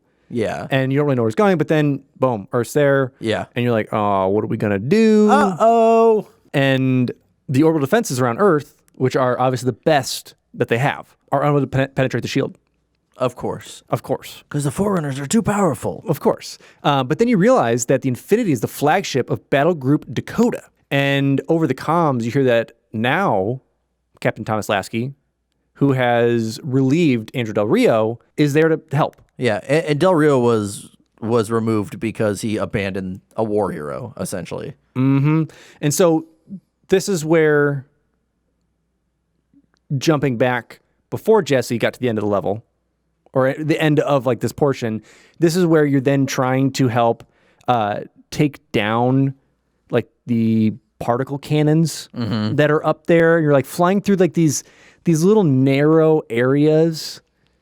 Yeah, it's like, not fun. Like these little huts, not huts, but you know what I'm talking about. They're like little like geometrical buildings, I guess, in a way, to take these down. And so as you do that, you're basically disabling those particle cannons so that the Forerunner weapon can't blast a hole in there, but it allows that little bit of shielding that was there. It allows the Infinity to blast a hole into the side of the ship so that Master Chief can now Star Wars his way on there. Yep. With his Havoc on his butt. Yeah. Told you it's about butts. It's all about butts. Now, Cortana and Master Chief make their way and in. the butt Havoc. And their butt Havoc make their way in. Which and, it's not there, but yeah, it's a butt Havoc. Yeah, and so of course she's already going rampant, so she says, hey, there's these 3 locations that I can go to if you just put me into the system. Because if he deactivates these systems and it takes down the shield, and he can get to the Didact, because the Didact is composing people in New Phoenix right now. Like, people are being turned to ash. So, of course, you go to those 3 areas, you push 3 buttons, and now you can actually confront the Didact. Oh, but it's a cutscene. And now the cutscene is, I'm going to use telepathy, and I'm going to float you around a bunch. And then all of a sudden, and I always know that Halo has been really grounded by science fiction, but Halo 4, they just kind of said F it. Well, and to take it back just a little bit, before Chief can kind of get there in front, you realize that the Didact destroys the terminal that Cortana's in. Oh, yeah. So you think like, uh-oh. She's gone. And then he fires upon, I think it's New Phoenix. Yeah, New Phoenix. And just like digitizing millions. Yeah, and so and why I brought up the science fiction thing is because they're on a hard light bridge, and out of nowhere, Cortana comes out of the hard light bridge and like is like attacking him and like surrounding him and binding him. She comes out kind of like that ghost from like Super Mario World or something, where it's like the little guy on the ground. Yeah. And, blah, blah, blah, blah, and then he goes in the ground and then comes back up. That's what Cortana is. Yeah, and so that happens, and so eventually she pins him down. Master Chief, with a sweet Quicktime event, gets up, plants a grenade in his chest, And then it explodes and he falls off and falls into the composer. And then with another QuickTime event, we now have to slowly crawl, for some reason, to the Havoc nuke. Yes. That originally was a butt nuke.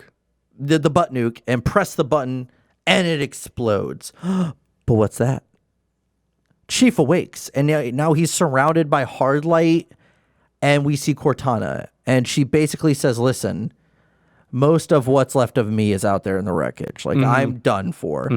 We have this, and I'm going to put my opinion here, a little cliche love thing where she puts his hand on his chest because she's not like life size. Yeah. She's like, I've been waiting so long to do that. I'm like, this was not necessary whatsoever. But yeah, so then basically she says, listen, I saved you. I do like her final line is she says, welcome home, John. And then disappears because this is like that emotional part with Chief where he's trying to say, like, no, listen, I was supposed to defend you. We could do this. We can get through this. But unfortunately, he can't. And then he's eventually found floating in space by the Infinity. And that's when later on, Lasky like kind of approaches him on a deck and is trying to just be friendly with him and trying to make him feel better. But clearly Chief just isn't responding to it. And finally Lasky mentions soldiers being machines and how they're really not. And so, because Cortana in the campaign at one point, for some reason, this line never made sense to me. He says, before this is all over, will you tell us which one of us is really the machine? I mean, we get it. You're trying to make Chief not a machine, but come on. Yeah. Anyway, so finally Chief like ends off with saying, he's like, oh, she said that once about being a machine. And then the mission ends. Yeah. And that's it. But let's talk about a little bit of trivia. So the trench run in this game is 30 miles long. That's pretty nuts. That is impressive. They could be liars, though. If you're lying to us. Yeah, either way, it's impressive. And one of my favorite things to see, and it pops up on Reddit on occasion, is when people compare game map sizes. Yeah. And I love to see like, oh, that was a really big map. It's like, that's a huge map. How about you look at Morrowind's map? Because that's the biggest freaking map on Earth. Yeah. So the line, I used to love watching you sleep, waiting for you to wake up, made me feel like anything could happen next, from Cortana and Chief at Cortana's final interaction was cut. So that was a real lame line that they were going to have, but they cut it. I love watching you sleep. Thankfully. And so now let's move on to the #MomUm terminal. Through multiple U-turns that will lead you to a blue set of spires, there will be the terminal with the rest of the spires. So that's that. And finally, we have the epilogue. After the destruction of New Phoenix and the death of Cortana, Master Chief must carry on. So the epilogue is the final cutscene of Halo 4. Very similar to what we've had in other games as well. It's like the intro, though, where it's clearly not in engine. Yes. It's a separate studio that made this because it's beautiful. Yes, so it's clearly not, like you said, in Engine 1. It's clearly done by a studio. And it shows how John is saved after the end of the mission, Midnight, that we just did. He's pulled from debris field, and how he is moving on after he's lost his precious Cortana. Oh. But yeah, it's a very interesting scene, and like you said, it's done very well. Yeah, because it shows up and you see the new UNSC soldiers, and they're looking at dust all around. And we have the Didact narrating this for some reason. It's almost like he's talking. I always gave this off as, okay, the Didact isn't dead, and he's talking to other Forerunners because he's talking about the mantle of responsibility. Sure. It shows Chief finally returning to get like back into the UNSC Infinity to get his armor removed. And on the legendary ending, the only difference is you see his eyes versus when they go to pull the helmet off, it doesn't. And like you actually see that he's way taller than Palmer and all the other Spartans because they're all surprised. And also, I will say, this is my gripe. Master Chief could use a cheeseburger. However they modeled him, he is the skinniest character in this whole cutscene. I'm like, dude, this dude is like a 45, 50-year-old badass. And he needs a few shakes. I don't want to hear he'd been in cryo for 4 years. That's not how that works. I think. I could be wrong. No, it depends if his nutrients are going through or not. So who knows? I know. He should be more buff, okay? That's all I'm saying. I see how it is. And with that, it's the end of part 1 of Halo 4. So, just to wrap this all up really quickly, just remember, it wasn't really Microsoft's idea initially to keep this going. They were betting against 343 Industries to even get it done. 343 Industries did struggle a lot with having to bring together a team to ship a game they've never shipped before because they've never shipped anything together, and it was described as growing pains. And of course, there was a reboot at one point, quote unquote, maybe not. And there was a lot of sweet marketing. So with that being said, that is Halo 4 Part 1. Please come back where we will pick back up, starting with cut materials. We'll talk about all the multiplayer, the maps, the music, everything. Reactions. And then you've heard a little bit about us, but we'll definitely go in more detail about what we love, what we don't like, what kept us from playing it more, what kept us going back to it. There's a lot to unpack with that. So we'll get that going. And then before we end this episode, as always, we want to let you guys know that we have a couple outlets that help support us, one being Patreon. So we want to give a big shout out to our patrons that support us each and every month, and you can join, be a patron today. That was my spiel. That was terrible.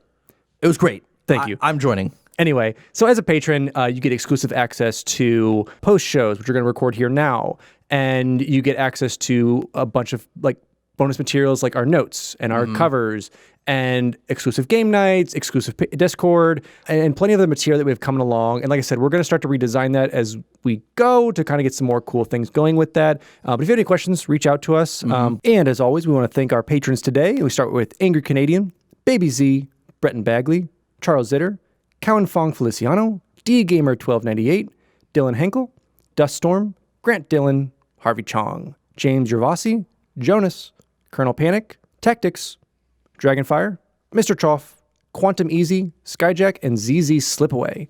So, as always, thank you guys so much for the support. Wouldn't do this without you. And then another way to help us out as well is we have a print store where we just uploaded some really cool prints for our Halo 4, and we have our merch store. So you can get some really cool merch like t-shirts, hats, all that other stuff. All the links will be available through our social channels as well as wherever you're picking up your podcast today. And as always, you can find us on iTunes, SoundCloud, Stitcher, anything. Spotify. Definitely Spotify. Be sure to check us out there. If you are going to leave us a review, make sure to do it on iTunes. And we also have a Twitter, a Facebook, an Instagram, and a Discord. Please join the Discord if you haven't already. It's a great time. You can find it in the link in the description of any platform that you are listening on. Also, if you can go follow us or anything like that, follow us or like us on any and all of those platforms, that would be appreciated. And once again, that was Halo 4 Part 1, and we have Part 2 coming out in a few weeks. I know we do it the next week, but